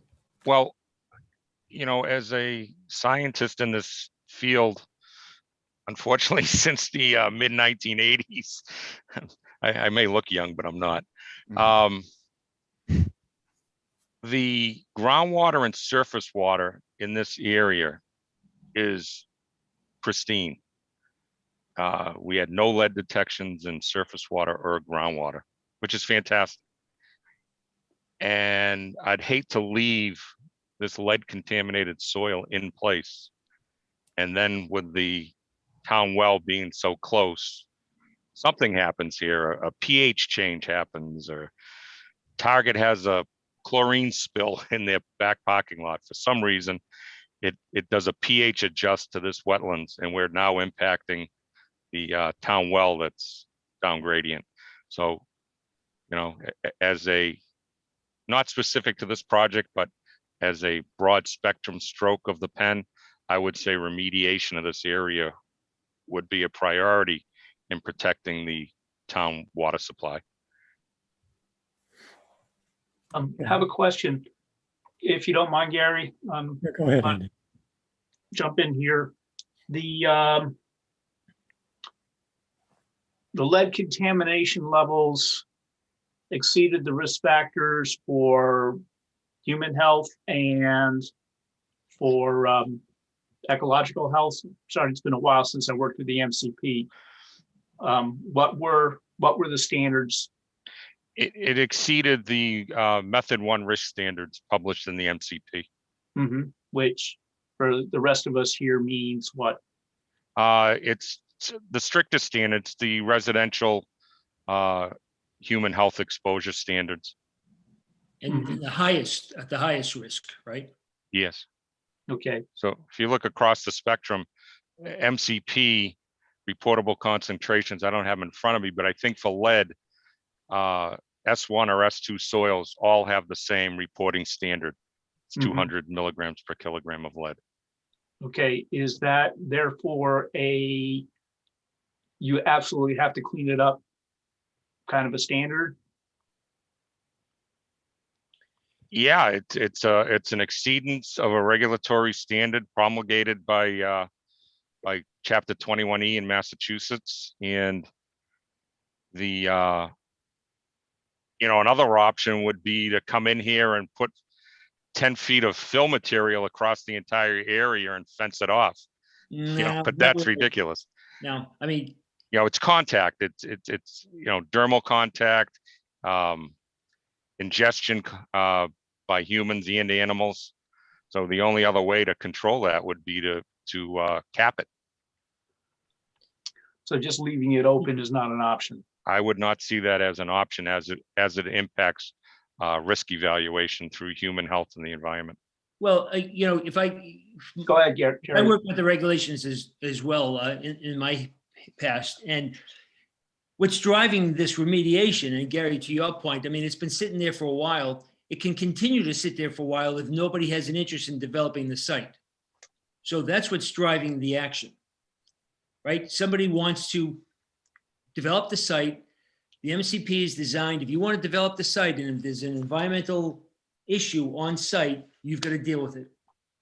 And that's the coming together of these two forces. And I don't see the site. I think the site has probably sat there for a while because of that issue, and somebody had the foresight to say, no, this is a problem that can be remediated successfully, and that's what's in front of us, and that's going to allow the rest of the site to get developed. Thank you. If nobody had any interest, that could sit there like as you're, I think, proposing, and continue. But again, and if it was, as you say, sit there longer, that would mean that it's going to sit there out of compliance with the mass contingency plan. That's right. Which prevents any development of the site. And Rob, it doesn't address that prospect that you described, that pH changes can still cause that potential problem. So it really is something we should feel good about, the fact that it's being remediated. Absolutely. Yeah, to eliminate that possibility. Thanks, Jerry.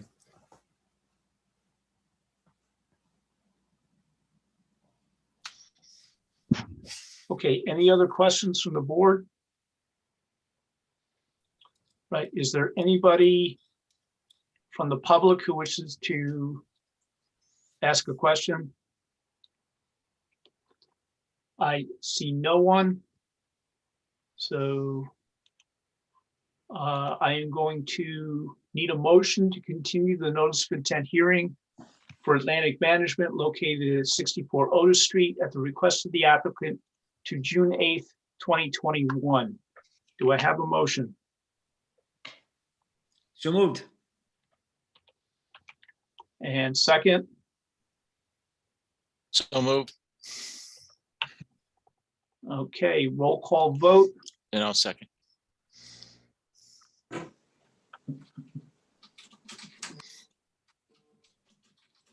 Okay, roll call vote. Andrew Kenningsburg, yes. Tim Buckaloo. I'll come back to him. He had a Justin Lundberg, Yes. Gary Kessler, Yes. Jerry Cushing, Yes.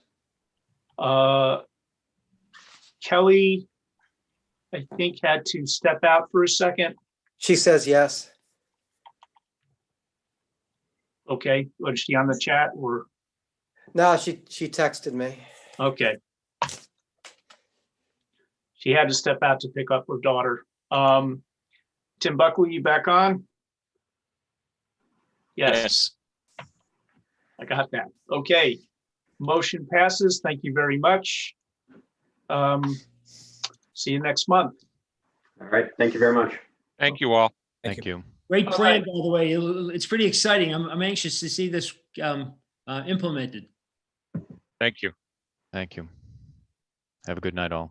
Okay. Yeah. Thank you. Thank you. Thank you. All right. It's after 7:30 p.m. The next item on the agenda is an Eagle Scout project presentation for a new bridge at Bowman Conservation Area. The scout in question is Sean Levine, and who is going to take the floor right now. I see Adam LaPointe. Okay, Sean. Hello. Hello. Hi, everybody. My name is Sean Levine. I'm 15. I'm a sophomore at Westborough High School, and I'm a life scout in Troop 382 here in Westborough. So my Eagle project is going to be down at the Bowman Conservation Area. I am replacing a bridge down there that is in it's in pretty bad shape. I can share my screen because I have some pictures of it that I took.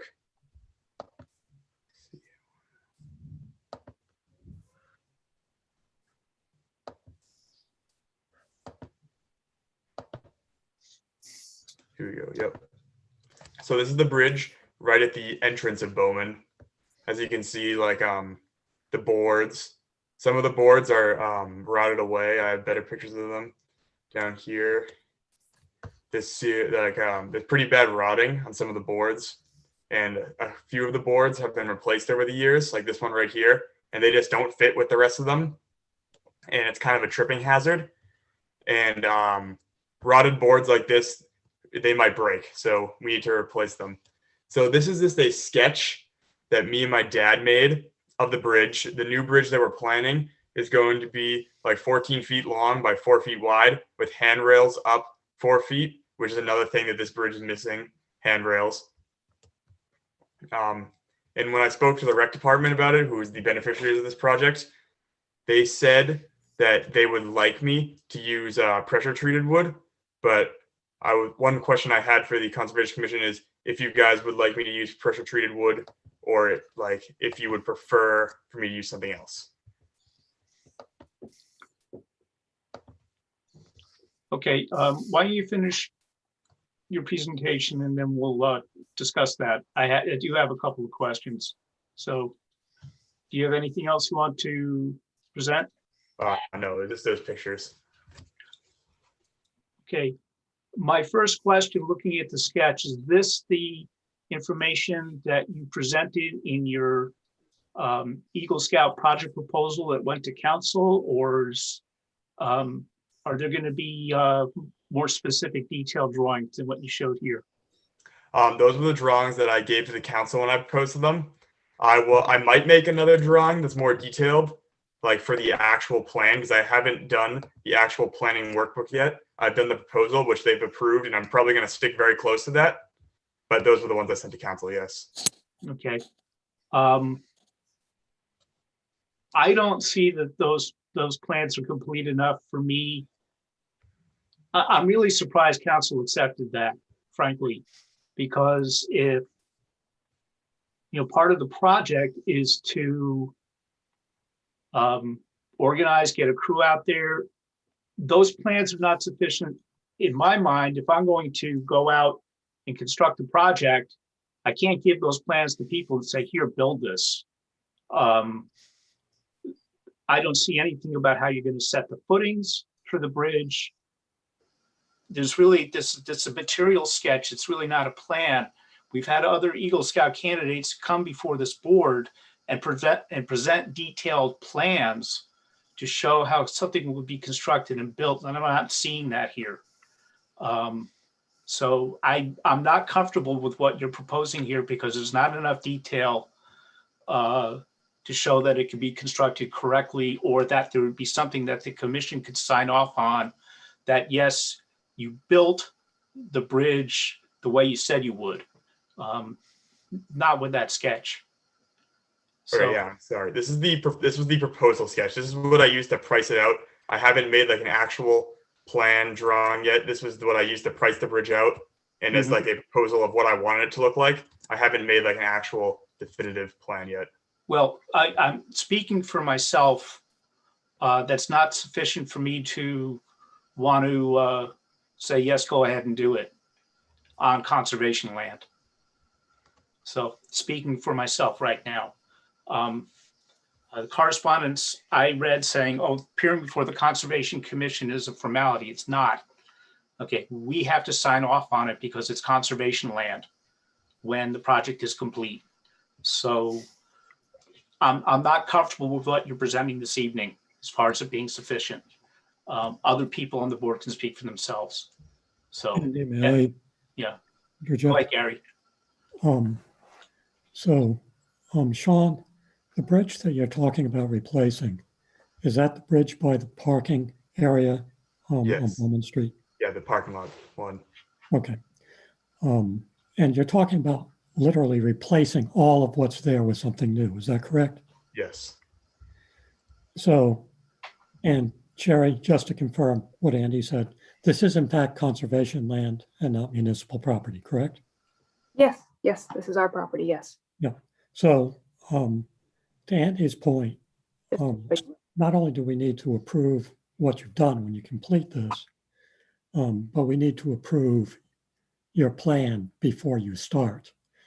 In terms of what you've talked about this evening, I think at least I would agree that that bridge needs to be replaced, and this is a laudable project. I would agree with Andy that we would need more information about the bridge you want to build before we could say, go ahead and do it. So I think you'll need to come back with that. As Andy pointed out, how the footings are established is obviously very important. The supports, what their dimensions are is also very important. And your question about pressure treat or not should probably be answered at that time as well. So that would be my input for you tonight. Could I add something too? Sure. I think if we, and I think you alluded to this that if you look at the plan you submitted as a conceptual plan, I can appreciate that. But I think the point's well taken that to proceed and go beyond, a more detailed plan should be presented for review. And going to that conceptual plan. So I have a question specifically to the conceptual plan, because I think that in itself its intent is to generate some questions about what you're proposing. And so from that standpoint, I validate the initial attempt, understanding that something in more detail should be presented. And on the side rails, I couldn't tell if the side rails are solid sides, or you have a handrail and maybe a mid rail, so it's open on the sides. And I was just wondering what your thoughts are along that line. Yeah, I was thinking do like a top handrail and then a mid rail. And a mid rail. So, and I think that would look, rather than have it like a U-shaped box, because I couldn't tell from this, like plywood siding. I just couldn't interpret it definitively one way or the other. So if it's a top handrail and a mid rail, I think that would be a better look to it. And another question, the point about the footings came up. Are you aware of what the current footings are, if there are footings that exist for the Yes, current ones are one side, they're like on rocks, and on the other side, it's partially buried. Like, yeah, you can see in the picture. So it's I believe they're telephone poles. Yeah. Oh yeah, like the beams are telephone poles. Okay, so the support side is the support base, the two runners are on top of they're supported by the telephone poles? Yes. And is Sherry, is that true on both sides or just one side? Yeah, there's two telephone poles. Okay. Yeah, there's telephone poles on both sides, and it was slammed into the ground on one side. It used to be in the ground on the other side, but was removed to fix the wall. Yep. And did you get a chance to inspect to see how competent those telephone poles are? I haven't really looked at the telephone poles. They seem to be holding up better than the boards, but when I spoke with Adam from the rec department and Earl Story from DPW, they said they'd rather use like square beams than telephone poles. Oh, so okay, so there is an alternative to the current footings then. Yeah. Okay. Yeah. So knowing what that is kind of important as well. Yeah, we want to see that as part of the design. Yeah. Yeah. Because which makes it more of an impact to the overall project too. Yeah. May I, Andy? Go ahead, Tim. Sean, we're not piling on you. I want you to know that. Don't feel like I applaud you for coming in here. I know that's one part of the Eagle Scout project. Responsibility is getting your work together and then doing the job. But we can't. I think what Andy is saying is you just need to come back to us with. I think you need a materials list. You're going to need a materials list when you go to work anyway. And that will tell us exactly what you're using then. And then we can make an intelligent decision about whether you're sizing it correctly.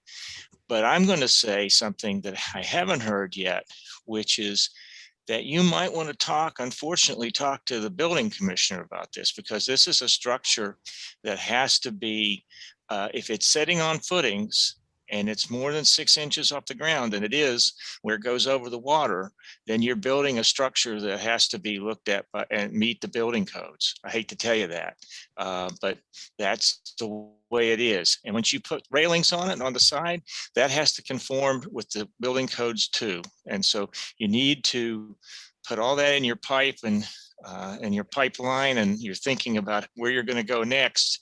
But I would definitely talk to the building commissioner. And he may say that I'm wrong, but he may also have some good ideas for you about what you need to put into this structure to make it work. Sorry, if I may interject. So my name's Adam. I work in the rec department. So we Hi, Adam. So we did start with that part of the process, and the building commissioner said we did not need approval through them. So we started with them, and now we're here for you guys. So we've already talked to him. He said that he doesn't need approval or anything like that on his end. So That's a new change because the last building commissioner would have said we did. I'm sure he would have. I was a little surprised too, but he like I said, I double checked them. I said, "Are you sure?" He said, "Yep, we don't need approval." So, thank you. That clears that up. Thank you. Okay. We still need a parts list. Yes, Kelly. Hi, Sean. I think you're doing a good job with all these questions. Did you get your idea for the bridge from some other bridges? Have you looked at other bridges for inspiration? There was one bridge, I think it's down by the highway, that I looked at. And that's where I took the idea from, like the rails with the handrail and the mid rail. Okay. So if you could, in the future, if you're doing a presentation like this, it's going to be helpful to us if you take pictures of that bridge and say, this is where I drew my inspiration, because it's really hard to resketch what the bridge looks like. I could see from your drawing, I could see you had numbers like 6 2x4s, 7, 2x6s. So I can see conceptually you were putting it together in your head, what you would need for this. So for us to be able to get a better idea of what it is you're doing, bring in some pictures and say, this is what I'm looking for. I may not be the best person to design it in the world, but this is what I'm looking at. And then it would be the concept that we're going on. But with it being, conservation property, if it collapses under somebody, we would be liable. So it does have to have a little more rigidity in the drawing, but you're doing a good job. Thank you. Okay, any other questions from the board? All right, well, Sean, please, we will welcome you back when you have some more definitive plans in place. Okay, do you have any questions for us right now? Nope, thank you. Okay, well, have a good evening then. You too. All right. Thanks, Sean. Thank you. Thank you. John. Okay, the next item on the agenda is the Zwicker Farm Conservation Area field mowing and fertilizing. So that's going to be me. Steve Bowman, who works for the DPW, currently hays a few fields in town, and he came to me and asked if he could hay the Zwicker Farm field now that we've acquired it. He would be doing this for free. Earl Story right now currently is mowing the parking lot area for us, and so we would have to look into having somebody else mow the other areas. I briefly discussed this with Andy about the haying, and we agreed that that would be a great benefit, that if he wanted to do that. When he talked to me about it, he then asked me about fertilizing, and that's something I said I don't think I can approve, and I'd have to ask the commission about it. I'm not gonna lie, I don't know a lot about fertilizers, and he is not computer savvy, so was unable to send me a picture from his phone, but he read me off the label, and he said it was a 24 by 12 by 18 regular blend. So 24 nitrogen, 12 phosphate, and 18 potash, I believe. Yeah. If that sounds correct to anybody. Yeah. Okay. So that's what he's asking. He'd like to do it once in the spring.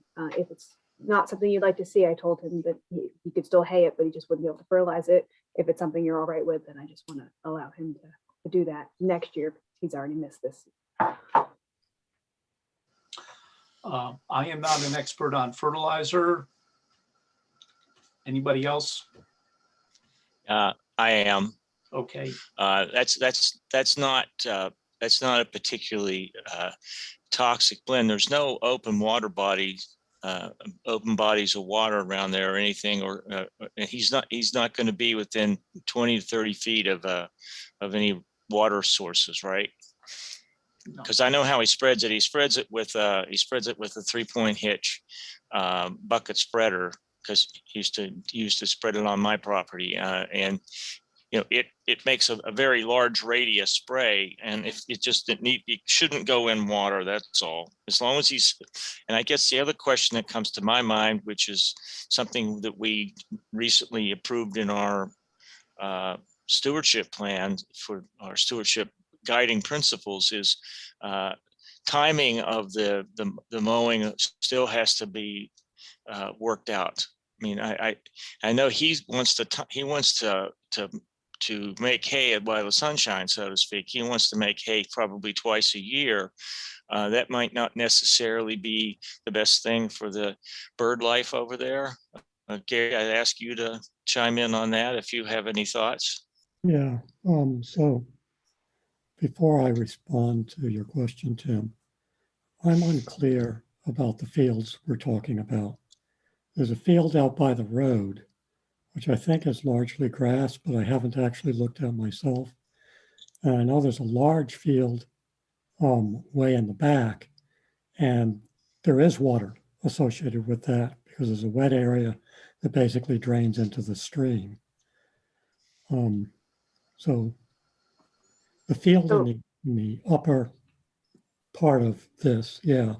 This field, that's yeah, this is largely one. grass, am I correct? I'm sorry, could you say it again, Gary? I think that's largely grass today. Yes, that's largely grass, yes. And the field in the lower area, the larger field, I frankly don't want him in that field because that field today is becoming meadow with goldenrod and milkweed. And what I had talked to Jordan about was wanting to have more of these meadow areas just as habitat. And I'm not sure of its value as a hayfield. I think it has value as habitat. And now to respond to Tim's question, haying is generally incompatible with maintaining fields, for example, as bird habitat, because when you would cut the grass for bird habitat would be in late October or November, very late in the year, once a year. Right. And that's generally not when farmers want to cut hay. However, the field up by the road, up closer, I don't see any reason why he couldn't maintain that as a hay field, because I think that's largely what it is today. And so he's just Not going to degrade anything. It's if it's already a hayfield and they kept it for that purpose, then you're not changing the purpose, and you're not going to be degrading it. You're not going to really hurt. That's my thinking too. If that's the piece we're talking about, then that's fine. That's away from water. Yeah. As well. Yeah. Well, you know, Go ahead, Jerry. I agree with you 100% on the meadow on the back portion, but why not extend the same sensibility to the front? And when you mentioned fertilizing initially, I'm thinking to myself, why are we fertilizing it? You get two crops. Yeah, but I mean, we're managing it to be a hayfield, and I don't think we should be doing that.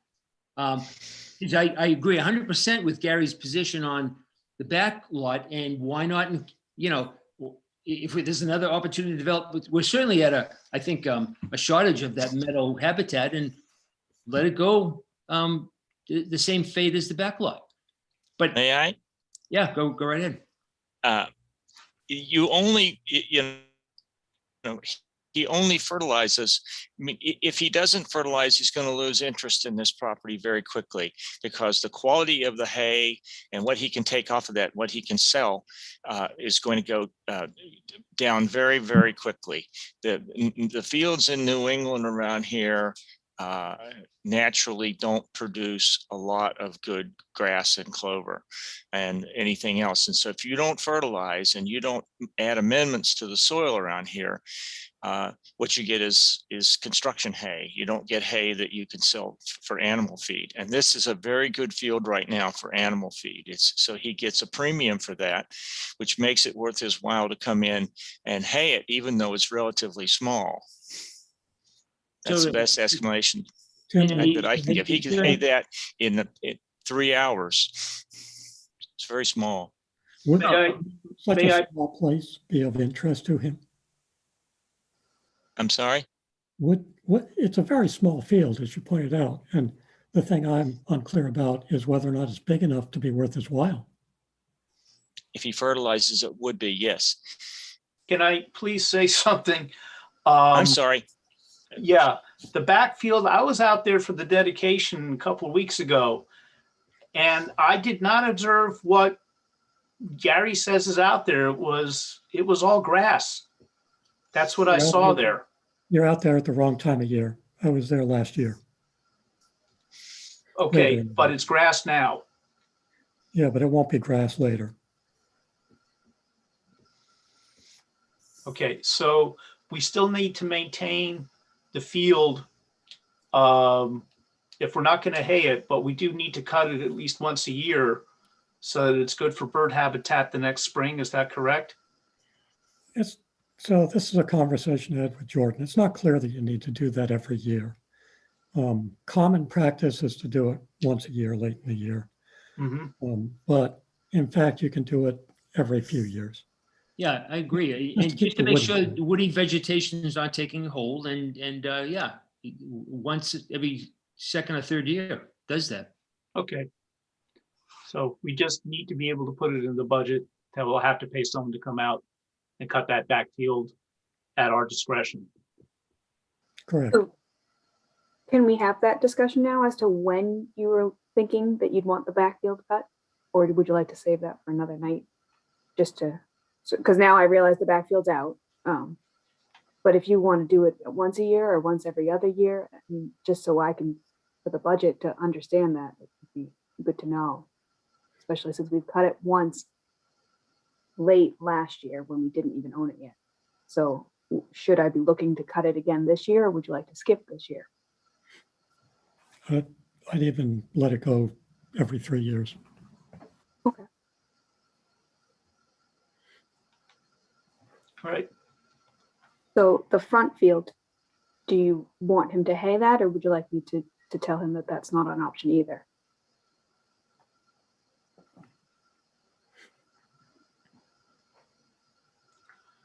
I would vote in favor of it being hayed, and as I said, I think that it's a restricted area. It's not going to be harmful to the surrounding areas to fertilize it moderately. And let me tell you something, he's not going to put any more on there than he has to, because it's expensive, and farmers don't waste money for no reason. So if he can't make the money back on the hay, he's not going to put the fertilizer out there. I would say allow him to do it with the understanding that he has to be responsible and try to stay away from the edges of the field and be smart. But that's my opinion. And I would say we're doing this in response to his request to fertilize. Is that right? Yeah. Yes. Okay, just want to make sure. And his So it's up to request him, to hay. Tim, is what you're saying, right? Say it again, Jerry. It really ultimately is up to him if he feels it's economical for him to fertilize it and hay it and That's right. That. Yeah. So if he feels it's behooves him, he has permission to do the front field. Is that what I'm getting? Yeah. May I, Andy? Just Yeah, one go more ahead, comment. When he did our fields, he would also alternate fertilizing that with liming it, and that is also an environmental amendment which you have to think about whether you want to be done or not. But I there aren't very many places left around here. It's up to you if you want it done. It may make a great tree farm in the future if we let it go to a tree farm. So, well, town memorial forest. It's for passive recreation. I don't think we want to go that route in any event. So it sounds to me like the consensus is that we will maintain the backfield as meadow, cutting it when need be, and allow the farmer to maintain the field near the street for growing commercial hay crop and fertilizing as needed so he can maintain the crop. And if he decides that's not going to be profitable for him, then we'll address it at that time. Anybody have any objections to that conclusion? Nope. Okay. And So, before we leave that topic. pardon me, go ahead, Gary.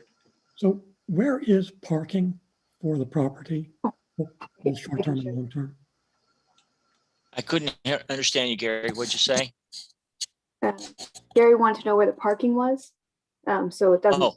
quite look like this at the moment. If I scan in, this is the entrance right here. This gate is now open. There's a big metal gate that I'm not sure if it's the state or a utility company put it in. That's it. That's it. Yeah. So you're allowed to come in here. Earl Story mowed out a big square right here. I mean, if you parked it good, you could probably fit 10 plus cars there. So and it's got a little tiny rope around it to keep people from driving over the field. But so there's a nice defined square here, and then you've got some nice grass that's growing up elsewhere, creating the field. So I assume this it doesn't complicate the haying at all. No, I think Earl's going to mow it for us every other week or something just to keep it down. And I don't think he has I didn't seem to deter them from wanting to hay the rest of it. Okay. Okay. I'm sorry, I apologize. I didn't get the minutes finished. I finished them today, but I'll give them to you all next. All right, I'll scratch that off the list. Next item on the list, we need a Conservation Commission representative to the Active Transportation and Safety Committee. Don't all speak up at once. I nominate Kelly. She's not here. Part of the tradition. She is here. I mean, Stephanie. No, is Kelly still here? Yeah, she's here. I thought she didn't, she left. I thought she was she quiet came back. for a minute. You know who your friends I'm are. gonna hold that against you. We are being recorded on TV, so. What's the full name again? Active Transportation and what? And Safety Committee. So they are basically looking at bike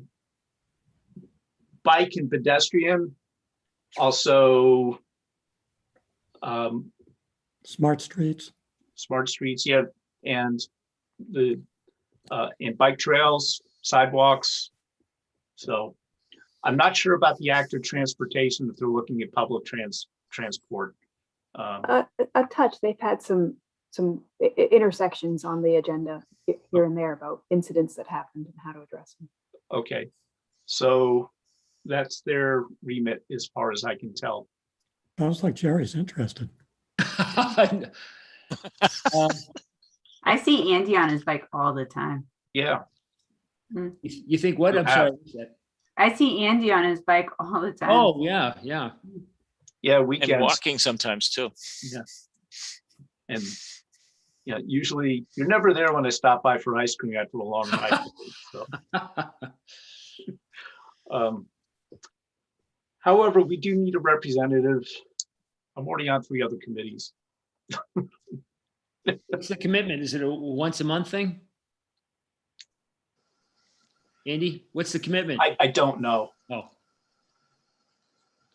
Sherry, do you know? I'll find their last, where is it?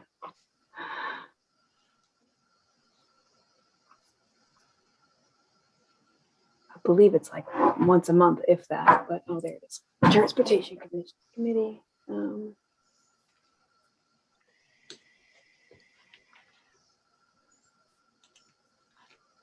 Oh, there's the agenda.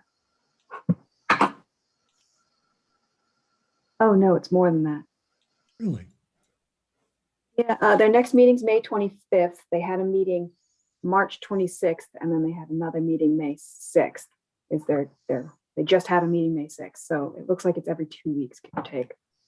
Maybe they missed April, because if they did March and then that was the minutes actually, so they might not have the minutes ready from April. Should have said that. But they have like their agenda is discussion about a bicyclist who was hit on Flanders Road, a letter to the Board of Selectmen requesting to be a co-signer on some changes in reducing the number of challenges with creating safe walking and biking in Westborough. updates from DPW, heavy vehicles on Fisher Street, crosswalks, social media group comments. It doesn't always pertain to conservation, and so as it was left with me, Fred told me that as long as there was nothing on the agenda that was specific to conservation, I don't need to attend. But Jordan was on it, and since it's just me in the department, in the interim, it was suggested that maybe one of you would like to step up until we fill the department. Yeah, Patrick Purcell is from the fire department. Fred Leonardo represents community development. Joseph Bacadero is from DPW. Jim Robbins from planning and Cliff Luce from the police department are all department reps on that committee. So.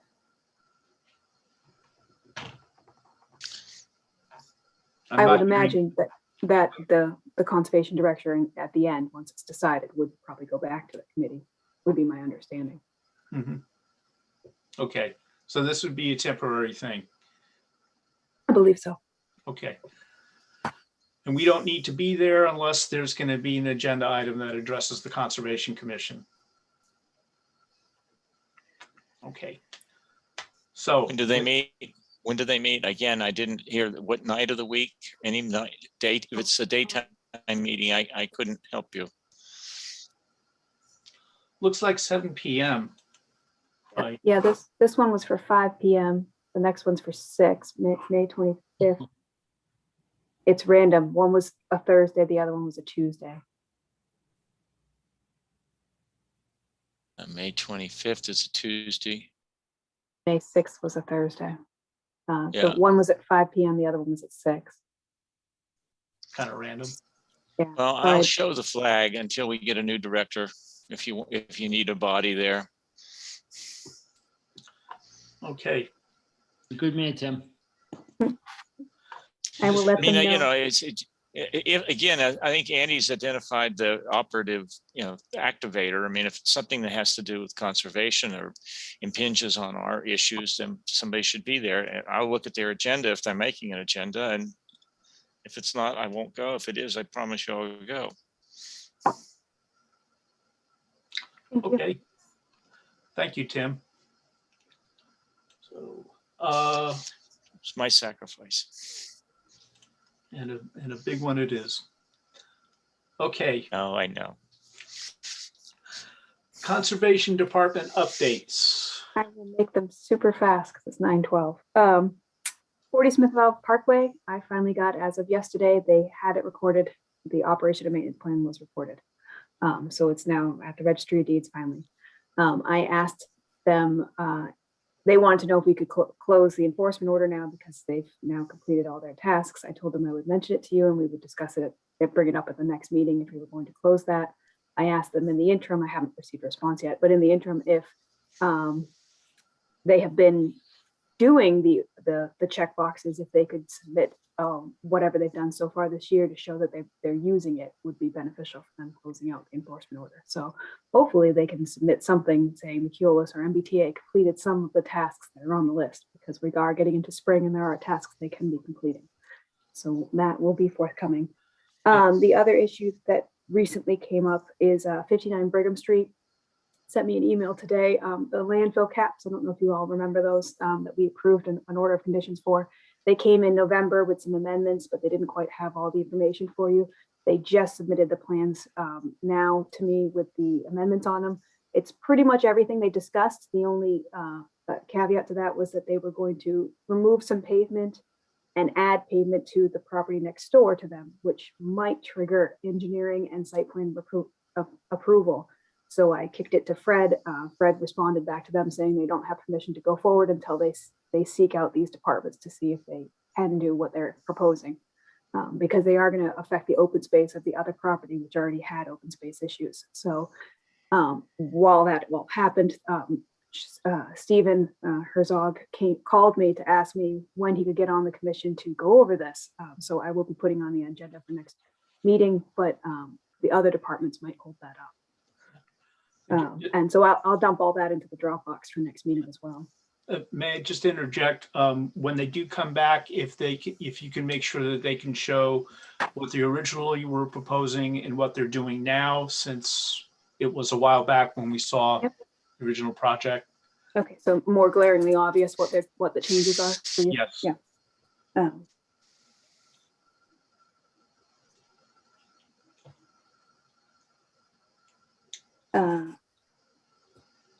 As the email I sent out, I've been working with a gentleman from Permit Pro to get this department up and running in the Permit Pro system, so that eventually applicants would be able to file NOIs, RDAs, ORADs, ANRADs through the Permit Pro system.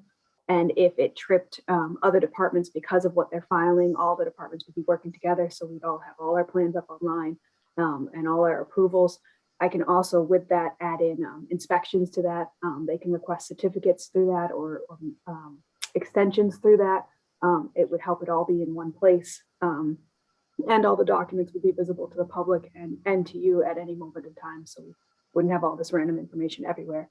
I haven't received a quote back from them yet as to how much that would be, but because it's only our one submission page and then everything else would be uploaded because they're DEP files that constantly change, it may not be that expensive. It's more just the inner workings of adding, uploading the line items for them to upload their own documents. But that, hopefully I'll have more for that at the next meeting, but I don't know how long that process takes. I did, and I'll do it real quick to show you, I did play with our website and tried to clean it up a little. I did this actually just before Jordan left. Let me just share, because it was very busy, that now the only thing that I changed really was the tabs on the side are now all centered on what you're looking for and are all drop-down menus that have information within them. I thought it just kind of cleaned it up and made it neater for the residents to be able to look through. So I wanted to let you know that I had done that. If you see the change of it, and all the meeting information's in here.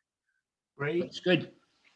So if we get on Permit Pro will appear in the middle as the join, do your filings in that way. And then the only other thing that I just wanted to ask if we could, I don't even know if you take a vote or if you just approve it, would be for the submission deadlines, to ask that it's, I believe I said 8 days before a meeting, so that I have time to get it out the door. Right now, it's pretty much 2 days, I believe, 2 business days, which is the Friday, and it's a half day, and it's just me, and I just don't think that's enough time for you or for me to review anything. Okay. So that I don't know if you need to take a vote on. I think we would, because I think we took a vote on it when we set the deadline prior. So let me just set that up here. I'm sorry, Andy, I should set a vote up for that. Don't apologize. I've been screwing up all evening, so. I hadn't noticed. Yeah, well. Right. Well, Andy is doing that. Is there still a link to trail maps? Yeah. Here. What, Gary? So if you go to the Conservation Land and Trails, I believe if you click on it, it opens up into that. Yeah, that's obscure. Could you make Okay. a separate thing in the drop down? I'll have Pam. I don't have access to do that. I can do a lot of changes, but for some reason the drop downs I'm not allowed to do. So I'll have Pam make a persistent link in the drop down for this page. Thank you. Yeah, no problem.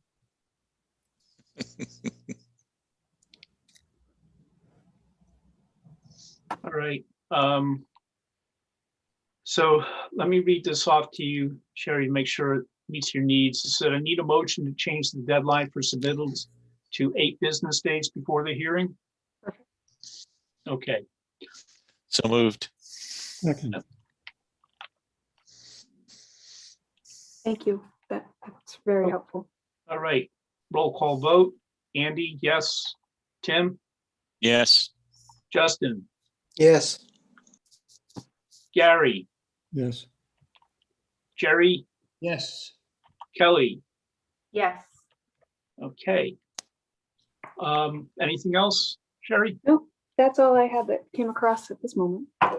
Right, well, I just have one committee update. The Westborough Climate Action Plan Task Force submitted to, and the plan was approved by the Board of Selectmen, I believe at the April 27th hearing, and the task force has now been disbanded. So, and now it's going to be actually implementing it. Now the fun begins. That's all I got. Anybody else? Town meeting. Saturday. Yes, this Saturday. I'm going to be doing the motion for the Chauncey Pond nutrient study. So, and I think also for the recreation department is doing the treatment motion. So that's all there. Anybody else have anything they want to bring up? Master plan is moving into the final stages. Okay. Going once? Okay. Hearing nothing else, I need a motion to adjourn. Motion. Second. I think Jerry got there first. All in favor?